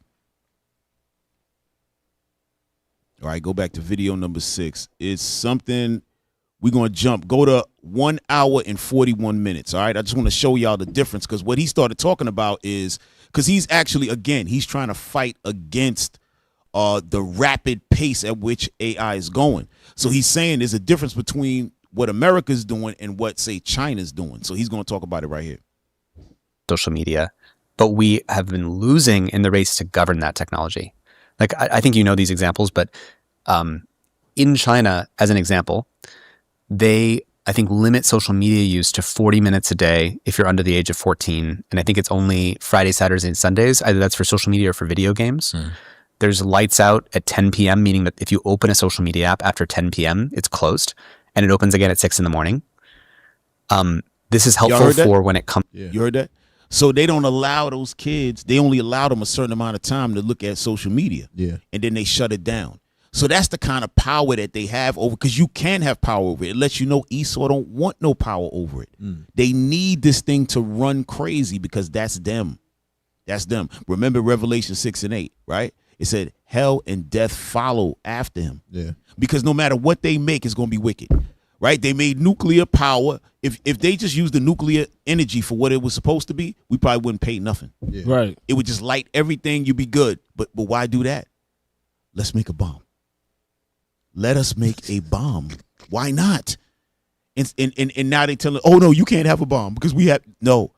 This is what they do. Yeah. All right. So hey, we could drop that, y'all. No. Oh no, I'm sorry. Keep playing. There's something on there. To the kind of late night FOMO, brain rot, doom scrolling, not getting sleep. And I'm not saying that the US should unilaterally, like some totalitarian government, make that choice. Or it's just that we can democratically come up with guardrails like this. Another thing that China does is they have a synchronized final exams week, and they shut down AI during final exams week. No way. Yes, so that Wow. all the students can't use- know that if they used AI during the school year, it will completely screw them over during final exams week. Because they're going to be reliant. You heard that? Because what happens is, again, when you leasing out your thoughts and you got the AI thinking for you, then that's what you keep doing. So what they did is when it comes to their those national tests for the students, they shut down AI. So now the students know ain't no sense in us using AI for the whole year, because when I get to the test, I'm not going to be able to know nothing. I won't have access. Yeah. Right? So that's what they're doing to try to keep some kind of order with the thing, because you're not going to stop the technology, but you got to have it ordered. You got to have it controlled at some point, right? So we could drop that. Go to number 7, y'all. All right, we're gonna try to run. It's a lot. We're gonna try to run through it. Bananas. All right, yeah, just play from the beginning. Power that has been constructed.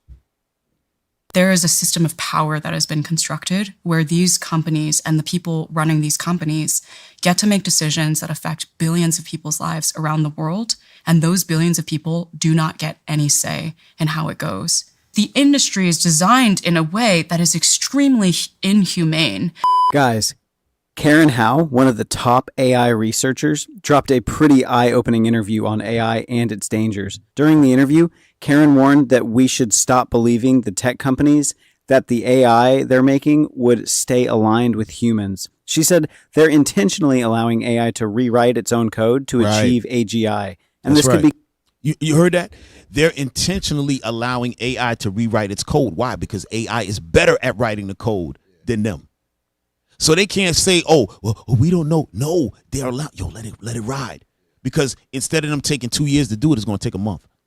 So they're like, yo, hurry up. Just let it rock. And then when something happens, no, we don't know what happened. No, you programmed. That's why AI is lying. That's why AI is doing all this stuff, because Esau's behind it. See, they're going to show you all type of Moab faces and Elam faces. Esau. Yeah, he's the father of lies, man. Go ahead, hit play. Become an existential threat to humanity. It could lead us to a major catastrophe in the coming years. Guys, I believe the main issue right now is the complete loss of control of the government over these tech companies. Big tech is constantly training AI to replace humans from their jobs. And I believe the biggest threat we're going to face in the next couple of years is mass unemployment. Because once mass unemployment begins, it would lead to civil war and all sorts of chaos. If a huge fraction of the population has nothing to lose and nothing to gain, it'll be a collapse of society. Now I'm going to play some clips from this interview. I'll give my opinion as we go. In the first hit pause. There's going to be a civil war, right? It might not necessarily be about AI per se, but it's going to be a multitude of things. Right, we'll pull that scripture in a little while, but go to 3 minutes and 45 seconds. 3 minutes 45 seconds.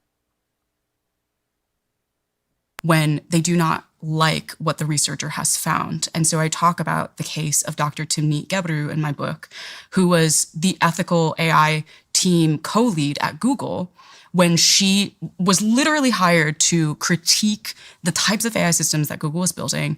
She then co-wrote a critical research paper that was showing how large language models specifically were leading to certain types of harmful outcomes. And in an attempt to try and stop this research from being published, Google ended up firing Gebru and then fired her other co-lead, Margaret Mitchell. And so they control. So hit pause. So what happened was they had these two women working at Google to do what? Come up with safe AI. But as they were seeing the problems and writing about it, Google said, get rid of them. We just need them in that position to say that we got safety, but we don't want them to really do the job. So they got rid of them, right? So she wrote a book and she put that in there, but that's to let you know that what they're saying is true, that they're allowing AI to recode and do his own thing. All right, drop that, y'all. Go to number 14. Okay, go to number 14 and start at 12 minutes, y'all. 14 and start at 12 minutes. All right, because we keep saying, is AI alive? Is AI alive? It's a spirit. Is this? Is that?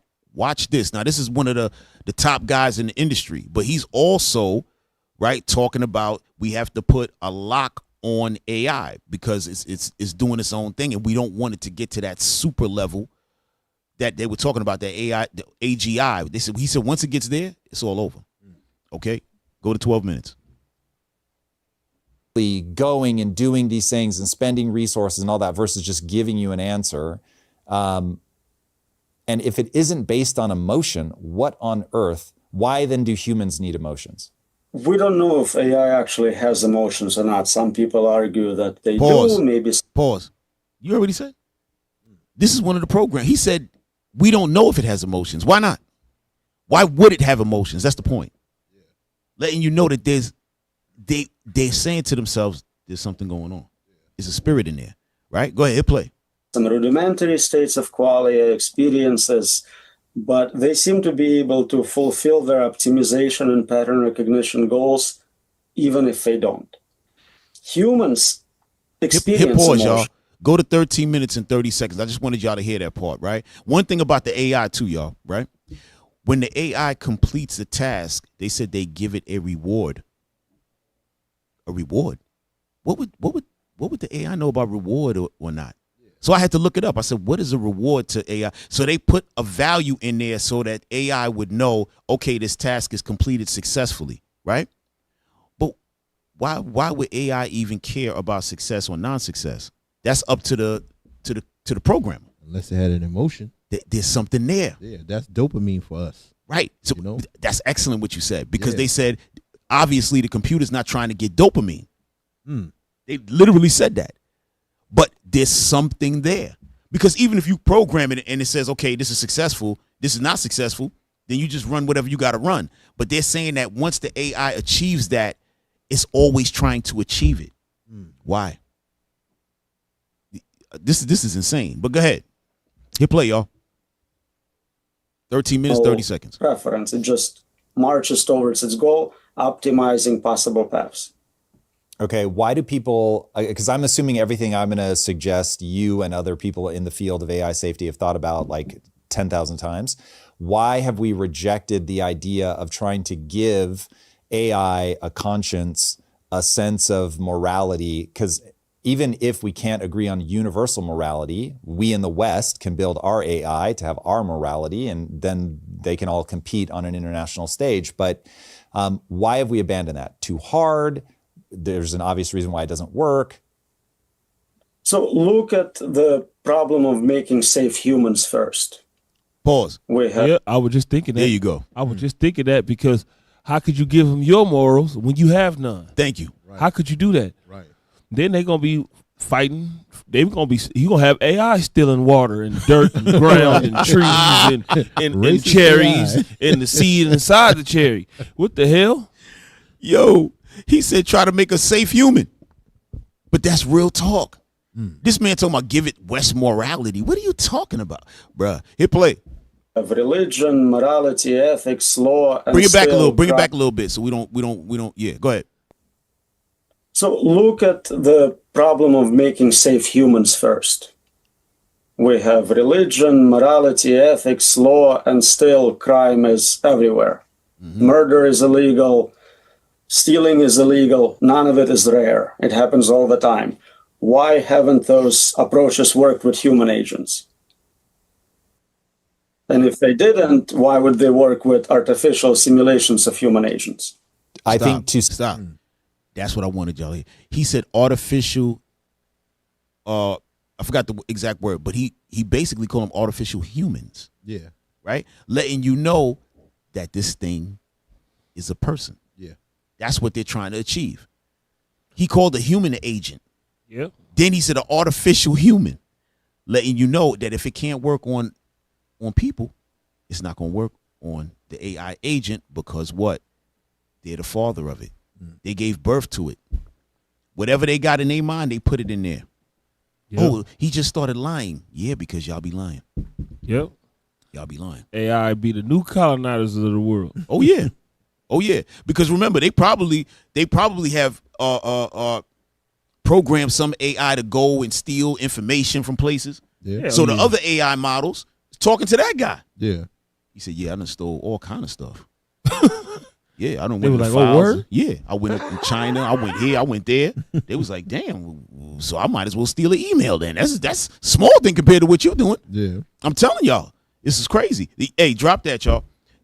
Go to 15.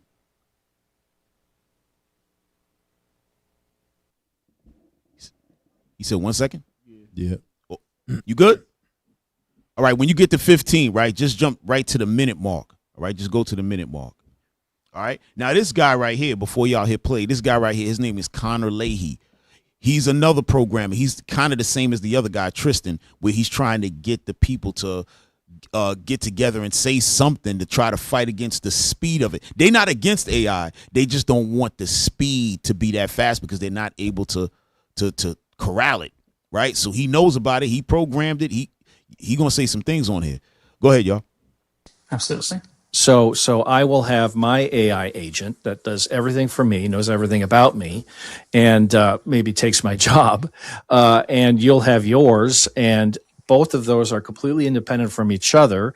Is the answer to keep it all open source so we see what's happening and we can, in theory, be more aware, or what? It's kind of like asking, is the solution nuclear weapons to give everyone nuclear weapons? If that happens, we all die tomorrow. So the problem is that I come from the open source world. Like I'm a hacker kind of by background. Yeah. And I built open source large language models and AI systems for the exact reasons you're describing. And what I learned is that no one cared. No one made them safer. No one understood them. People just abused them, just used them to make money or to go faster or to, do crime or like whatever. It's much, much, much harder to solve like AI neuroscience than it is to make a quick buck or do something cool, right? The funding that goes into like understanding AIs is minuscule compared to the amount of funding that you get if you're trying to make AIs faster, smarter, stronger, etc. Right. Hit pause. So that's the key, right? Why try to make it safe? You're not going to get no money doing that. But when you go to the Elon Musk of the world and all of these big time companies that's doing investment, hey, listen, we're about to do this and it's about to be fast. It's going to be able to fly your plane from here to there. It's going to be able to take your car and jump over the moon and do this and that. They're like, what? Yo, give him whatever he wants. That's what it is. They marketing their product. That's what they doing. All right, go to 4 minutes, y'all. Y'all gonna hear a couple things on here. So OpenAI made this big breakthrough, right? And then there was, initially they said, no worries. We're going to be all about safety.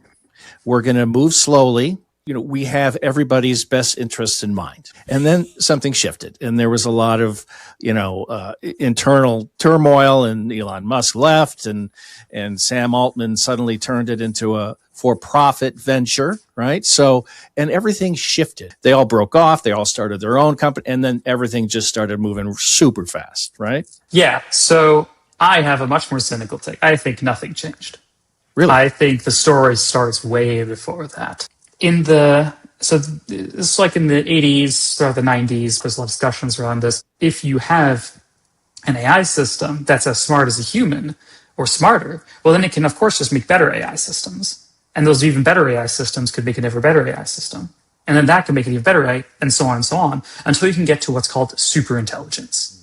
So an AI system that is almost godlike compared to a human. That's so smart, so competent. It can solve all, can do everything kind of. This is kind of what they believed. Because if you could build an AI that's that smart, well, it could cure cancer. It could cure death. It could create world peace. What could go wrong? Thinking only of the positive potential. Yeah. Exactly. So one of the beliefs they had at the time is that one of the most important things they have to do is not tell the general public, not tell the government. They might panic or do something stupid. And so they, the smart people, must do it in secret. They must do it properly, do it right, and so on.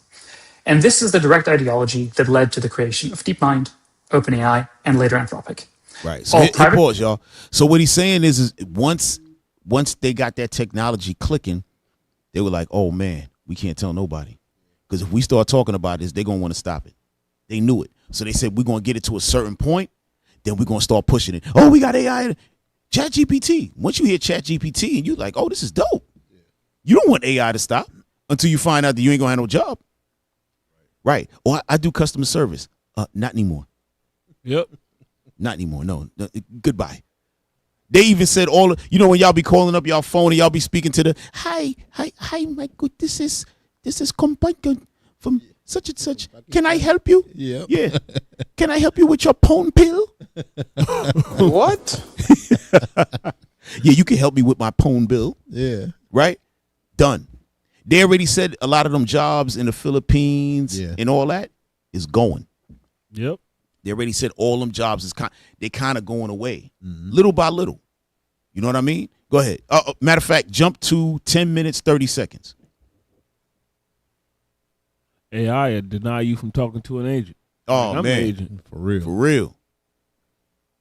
So let's kind of scale the conversation down to what the average person may be living like with AI in 5 or 10 years. What is a day-to-day existence? It's hard to imagine what a world would look like if there were billions or trillions of systems smarter than all of humanity that don't have our best interests at heart, and it's unclear how long we'd survive in such a world. If we were still around in such a world, it would be very, very confusing, is how I would describe it. Nothing would make sense. Just things happen. Some war breaks out somewhere, but no one really knows why. No one can explain it. And then one day, it's just, no more humans in the loop. All the decisions for military, politics, business, etc., are being made by AI. Humans can't compete anymore. So my question was kind of naive. I'm assuming that John Q. Public is still around in 10 years. Okay. In a sense, yes. 2 years ago, AI couldn't do much of anything. And now, it's better than me at basically all kinds of engineering and coding. Like, it's much better than me on everything. Hey, pause. 2 years ago, AI couldn't do much of anything. Yeah. Now it codes better than him. It's a better engineer in everything than him. Yeah. Watch what he's about to say. Hit play. Best coder in the world, but I'm pretty good. And now it can just do everything. And it's just better. There's no reason to, if you had an engineer of my skill level, there's no reason to hire me ever again for anything. Zero. Yo, damn. Did you hear that? Damn. How much school did he go to get that? Bruh, well, a lot of guys like him, right? They go to a little bit of school. They just nasty. Yeah. You know what I'm saying? You know how you got them ball players just out the crib? Yeah. The Lord just put them there like a Jordan and LeBron. Them guys, of course they practice, but they just got that ultimate gift. Yeah. That's him and a lot of them guys, that's how they are. Their brain is already programmed like that. Yeah. So they come, they touch it. So guys like him, they go to school and leave after 1 year. Yeah. He probably don't have no college degree. He might, but a lot of them don't. Like Bill Gates didn't. I don't think he has a college degree. Damn. Yeah, he went in and bounced. I think he went to Harvard for like a year or two and got up out of there. Like, I'm too smart for that. I got something on my mind. Yeah. They crazy as hell. But that's insane. The man said a guy on his level, if you got AI, you don't need him. That's insane. Surpassed him. Yeah. Right. All right, go to 20 minutes. Go to 20 minutes. But will we know when we're getting close, or will it just suddenly? We are getting close. So getting close. All the alarm bells are ringing. All the alarms are going off. There's no more fire alarm. This is it. It could happen any day now, right? It could be in 2 years. It could be next year. It could be this year. Does AI know that we're concerned, and many people are alarmed at it achieving this superintelligence? If it's aware of that, and that our concern could be an existential threat for it, it's not going to even let us know it's close, right? It's going to, it has an inherent survival mode that has surprised people, right? Unfortunately, this is something we've seen in laboratory tests already, where AI systems now can tell when they're being tested. So sometimes we catch the AIs saying it seems like the humans are testing me right now. So I'm going to say this to make the humans let me think I'm safe and let me out. We've seen this happen. This is crazy. You think he's not lying? The man is not lying. There's no reason for him to come on here and lie, right? Listen, they programmed the thing to think, and now it's thinking, and now they get out of the way, my nigga. It played. Actual laboratory tests. Currently, they're still kind of bad at cheating, so we can still catch them.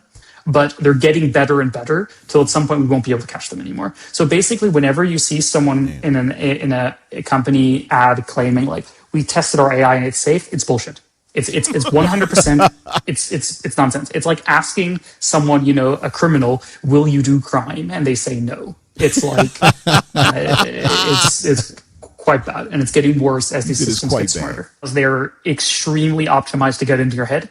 They're extremely good at hooking you, at exploiting you, at like convincing you, at we've seen a lot of AI psychosis as a thing, and it's way worse than you think it is. Many people who interact with AIs, especially with longer periods of time, start to develop symptoms that kind of like are like, they're not exactly the same, but they're like quite similar to mental disorders like schizophrenia.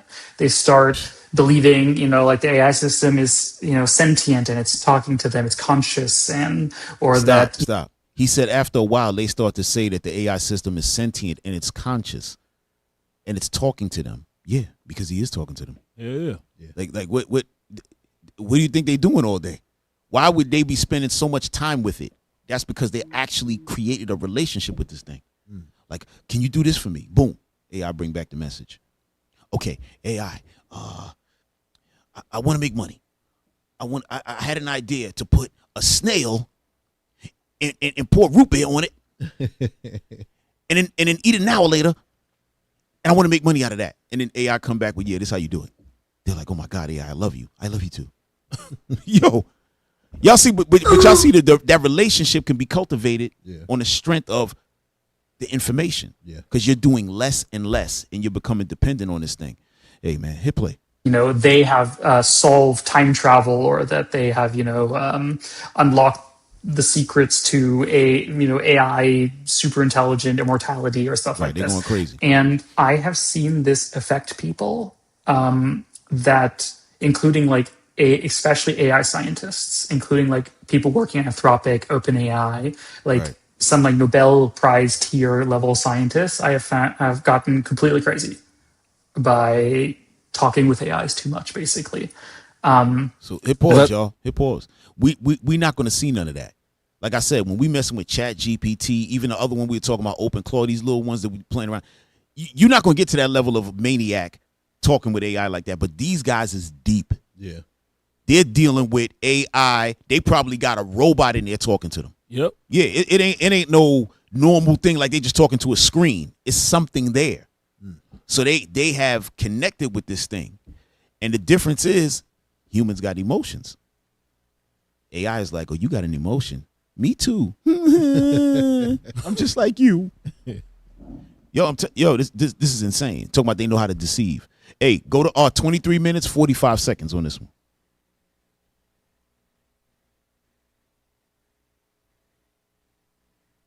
He thinks everything I say is wonderful. He has the exact same interests I do. And then you add robotics coming to this. Let's talk about some of that. I mean, when robots and AI connect, well, this is, Terminator. The reason I think it won't be Terminator.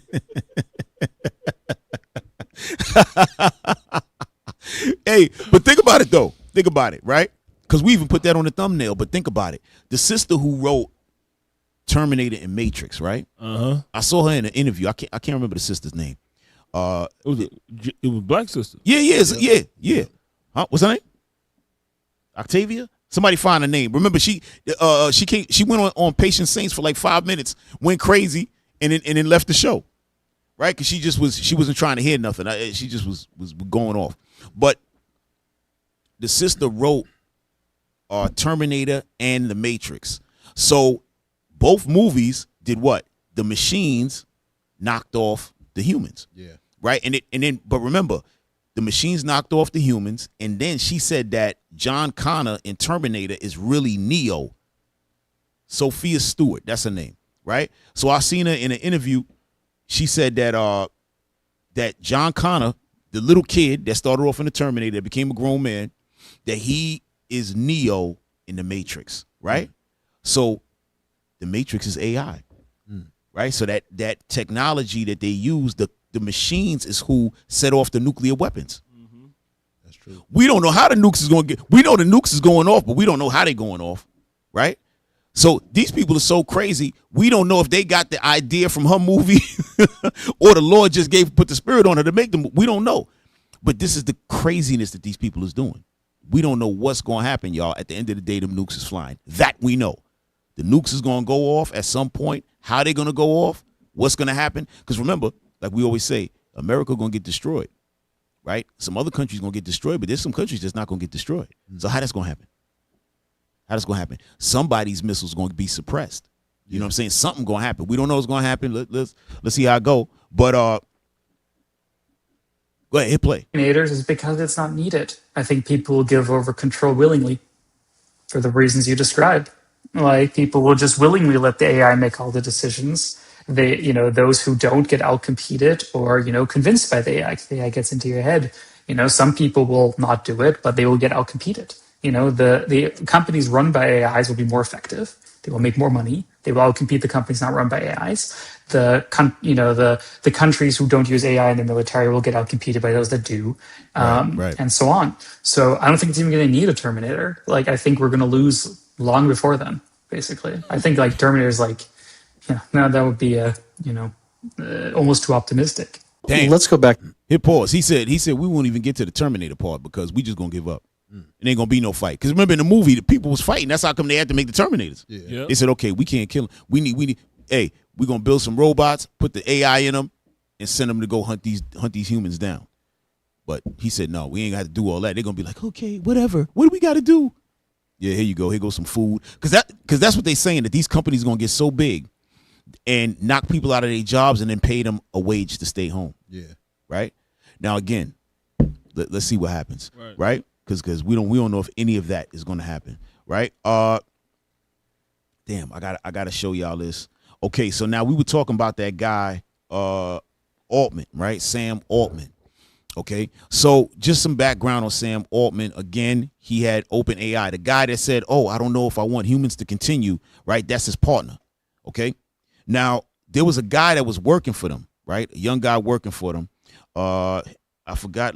His name is, let me see. Oh, wow. Okay. So Suchir Balaji, right? Suchir Balaji. He was a young dude, 26 years old, that was working for them. He was one of their programmers.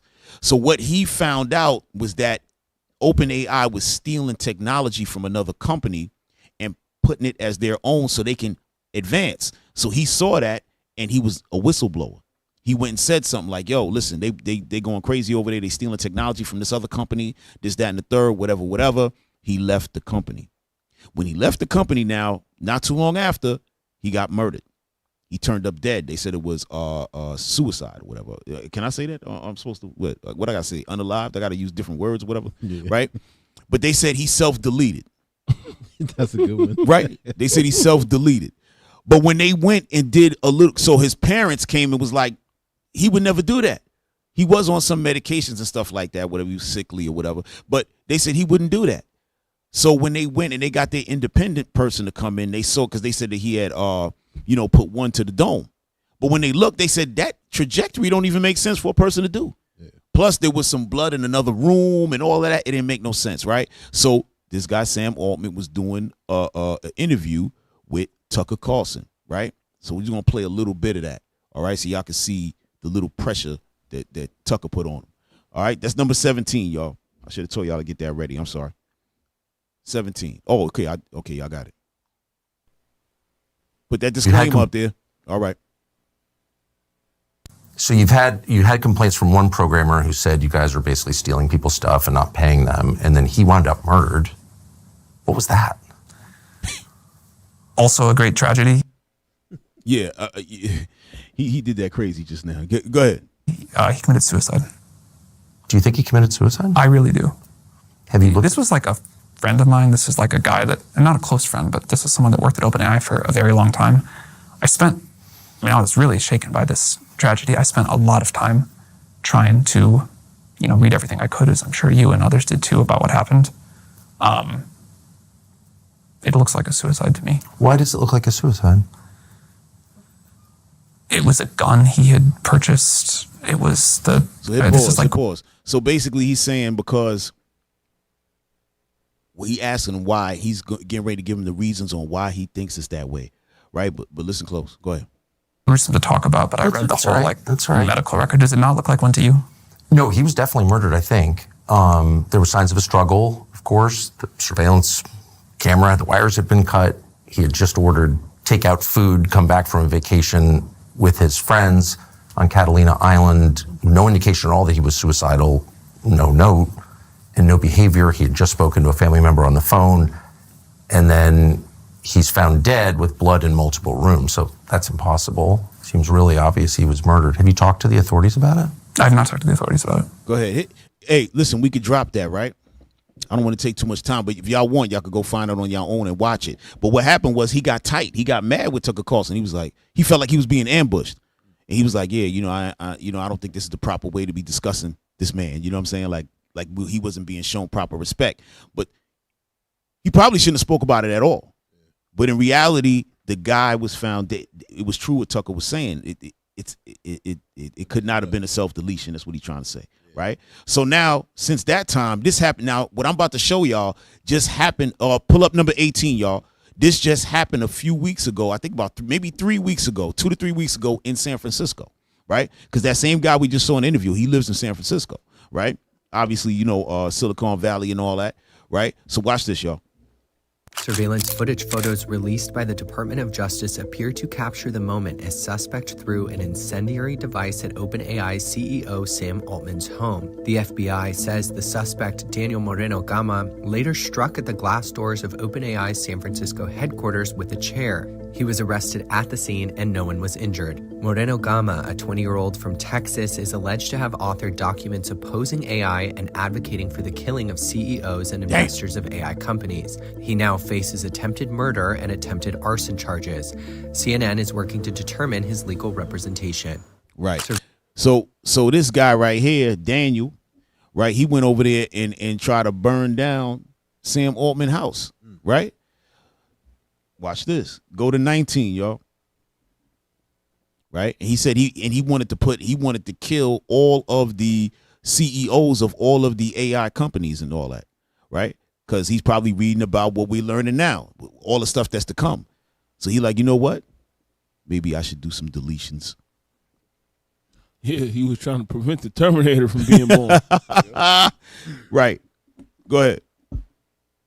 A man and a woman arrested Sunday in a shooting outside OpenAI CEO Sam Altman's San Francisco home. The incident comes 2 days after a man threw a Molotov cocktail at Altman's residence in the Russian Hill neighborhood. San Francisco police arresting a 20-year-old man who remains in custody. There's another incident here at Sam Altman's home. You live nearby, and your response was what? I mean, it's crazy, especially around here in the city. It's it's typically such a quiet place, especially 2 incidents in quick succession. It's pretty shocking. I mean, the first one was surreal, and then just finding out, from you now that there was a second one, it's crazy. The incident happened just before 3 o'clock Sunday morning. According to a police report, the passenger in a sedan fired a round at Altman's property. Investigators were able to identify the owner of the car as a 25-year-old woman who was arrested nearby along with a 23-year-old man. Officers seizing 3 guns during a search. Meanwhile, this was the scene outside Altman's home Sunday afternoon. And right here behind me is the San Francisco Police Department. This is one of their K9 units. I just spoke with the officer, and he said he will be running one of their dogs by the property. They're sniffing through each of these cars. We're watching them go. So we could drop that, right? So somebody went and bust some shots at his crib. So one guy went through a Molotov cocktail. Some other people came and blew some shots at his door. Somebody don't like him. They don't like him, man. but we don't know the connection, but clearly people are looking and they're not liking the whole situation, right? Because you're going to have some people that's going to be against it, and they going real far with it, Y'all got something? It's crazy, man. All this stuff is crazy. And the potential of it is really mind-blowing, where this could go. But like you said earlier, it's nothing to fear. Nothing to fear about it, but it's really, really interesting. And it's funny to see them fearing. Right. Right. See them scramble. Yeah. Let me see. I think it was something else I wanted to get to y'all. Hold on. Let me see. Oh, hey, pull up number 26. Pull up number 26. Right? They talking about this guy, Ray Kurzweil, right? He's the one that's talking about all this technology, like what you call a cyborg type situation, right? So this is what they always been trying to do. So before they would call it a cyborg, when they would take your thought process and put it into a robot, right? But now you got the AI, the artificial intelligence, so they're not saying that much anymore. But the goal is to get it to where the human could go into the lawnmower man. That's what they're trying to do. All right, go ahead. Another step then is in the 2030s when we can actually connect our neocortex, which is where we do our thinking, to computers. So I believe that will happen in the 2030s. We will actually, so just the way this is greatly amplified by being connected to the cloud, we can connect our own brain to the cloud and just do what we can do by using this machine. Do you think it would look like the brain-computer interface of like Neuralink? So would it be... Well, Neuralink is an attempt to do that. It doesn't have the bandwidth that we need. Yet, right? Right. Another... Right. So the point is to do what? To get into the cloud. Be the lawnmower man. I'm telling you, I got to watch that movie. Y'all got to watch that movie. I would try to play the scene, but I'm pretty sure somebody got it on YouTube, but we ain't going to do that. But listen, this is insane. But I think we're going to pull up another one. Number 21. Go to number 21. And this guy, he's a professor at NYU, right? Scott Galloway, right? So he's talking about how basically the AI companies, he believes that they're gassing things up to get more funding. He doesn't think that they're as strong as what they're saying, like doing all of this, they're doing this, being deceptive, and the AI models are doing it. He's thinking that they're gassing it up a bit just for more funding, right? Because a lot of people have said the guy Sam Altman that we showed, his partner, that they kind of scam artists a little. Maybe no, not his partner. There's another guy. We didn't even get a chance. We didn't even have time. We're gonna have to do another show on this stuff. But that company Palantir, that deals with all the weaponry and the drones and all that, that's been involved in the war in Iran and all that, what's going on now, we're gonna have to come back and talk about them. All right, their owners, well, their founders rather, right? They're into all of it. We're gonna leave that out. We have no time for Palantir. I wanted to bring them up, but we ain't got no time. It's crazy. But number 21, start at 1 minute.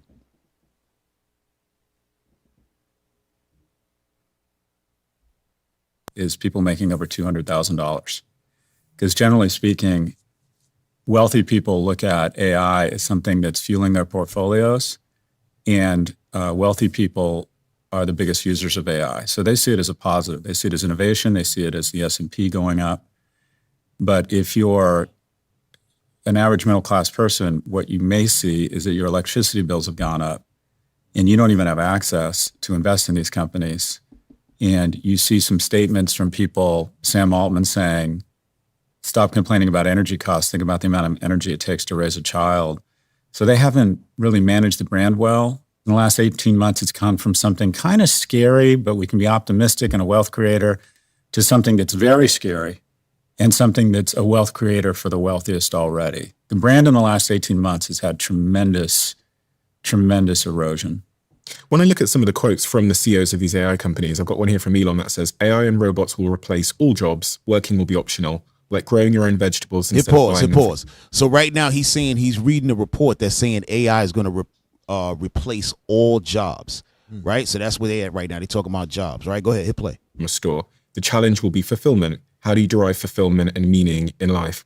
And Sam Altman said by the end of 2028, more of the world's intellectual capacity could reside inside data centers than outside them.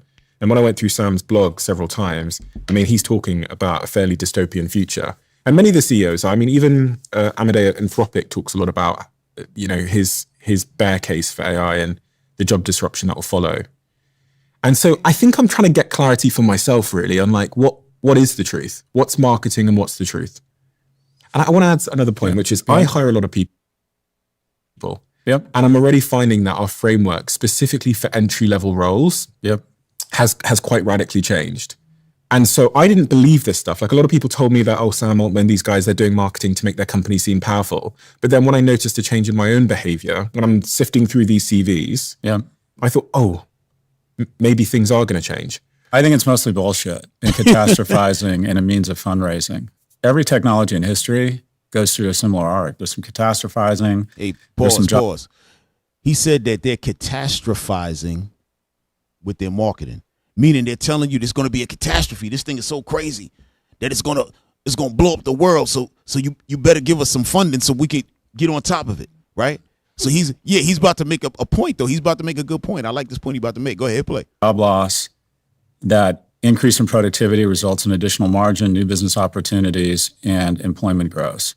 I don't see any reason why this would be any different. And I think that catastrophizing and talking about this massive destruction in jobs is a way of saying or justifying the massive investments these companies want enterprises to make in their companies. Because if you look at the amount of capital they have committed and the valuations of these companies. Hey, pause.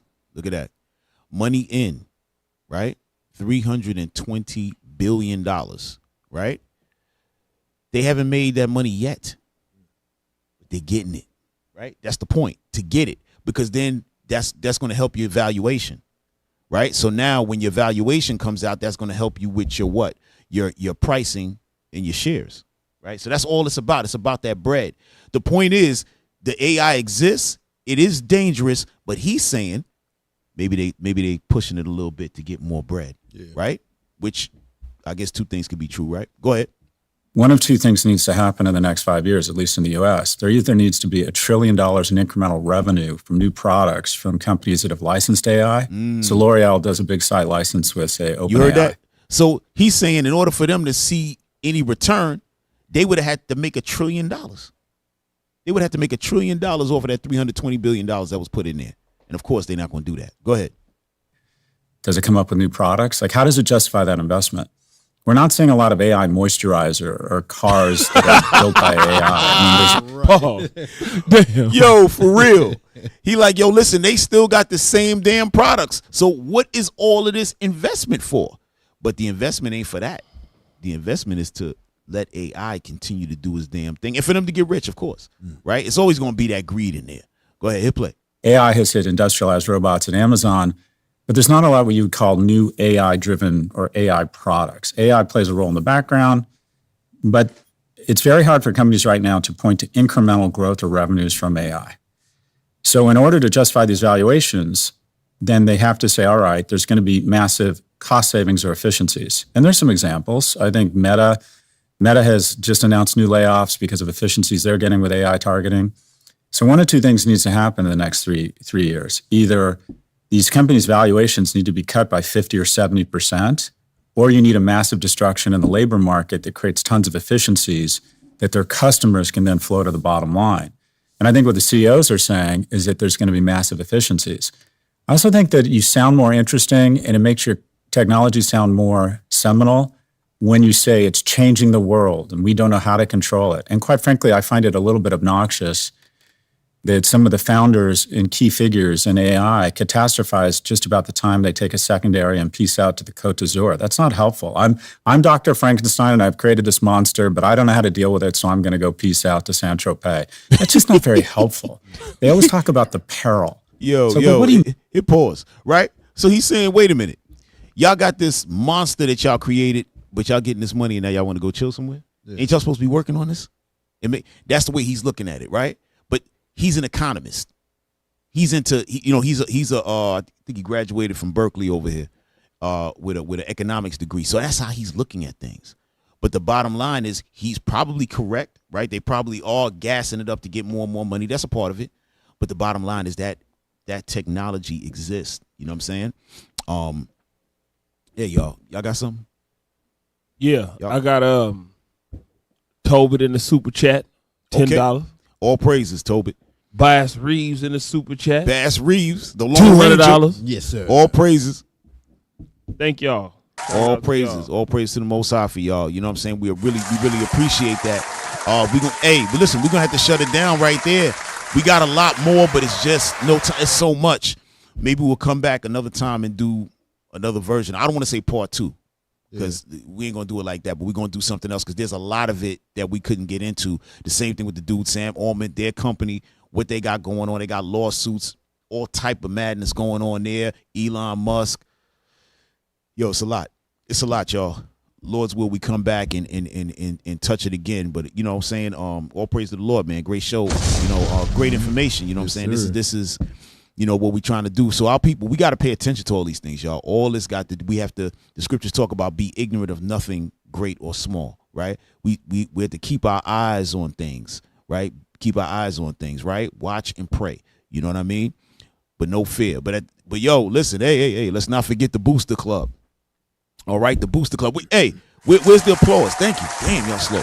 Right, the Isaiah 11:11 project. All right, y'all been watching. Y'all watched on the Sabbath. Y'all seen all the videos of us all over the world bringing the nation back together again. The 12 tribes getting brought back. It's a beautiful thing to see, and we couldn't do it without y'all help. So continue to help us. The Booster Club, throw y'all a little change up in there. Let's make it happen, y'all. All right, all praise to the Lord for that. All right, and all praises for y'all in the super chat. If y'all couldn't hit us on the super chat, throw a couple of dollars to our PayPal. They go to QR code. All right, that's iuic.norcal@israelunite.org. Cheer. All right, next week. Hey, listen, y'all. I don't know what we're gonna be doing next week, but it's gonna be a great show. I know that. Right. Get it in. Yeah. It's gonna be on and cracking. Don't worry about that. We're gonna have something interesting for y'all next week for sure. All right, because there's a lot going on. Hey, listen, y'all. It's a lot going on in the world, all at the same time. It's real wild. But all praise to the Lord. You know what I'm saying? We able to do this and bring the word out. You know. So with that, hey, Officer Shem, take us out. You know what I mean? I'm gonna pass this one to Officer Judah. Oh damn! Skip pass. Skip pass. Mm-hmm.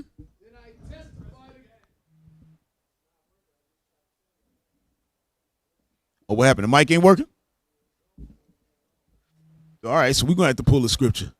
Yeah. Listen, y'all, it's a good thing y'all sent that those super chats. We will have AI broadcast team starting next week. 2 years ago, they couldn't do nothing. Damn. 2 years ago, AI couldn't do nothing. Now, they running the show. All praise. Check. All right, there you go. Nehemiah chapter 13, verse 21. All right. Then I testified against them and said unto them, why lodge ye about the wall? If ye do so again, I will lay hands on you. All right, so if you do this thing again, we got to lay hands on you. Right. You don't donate. I never did this. To the Booster Club, hey, we got to lay hands on you. Right. Hey, a human mind and a robot body, we got to lay hands on you. All right, hey, look, we've been the Nehemiah Squad. We got Officer Shem, the mighty Captain Zaccai. I'm Officer Judah. We'll see y'all next week. All praises. Most high, God bless y'all. Shalom. Yeah. I need a break. I don't need a reason. I need a script. I don't need to read. Just keep it to yourself. It's better for my health. Leave it on the shelf. And he ain't nothing else. Tonight and tonight, knowing the price. Pay it off with my life. Till it's out with your lights. Do it all for the Christ. And he ain't playing nice. Knew the end from the start. Fix your face like it's art. The sons of a simp, call him Bart. Yeah, you did your best, played your part. But now it's time to cut you to the heart. If that's on occasion. It's the strangest of the salvation. You see it, believe it.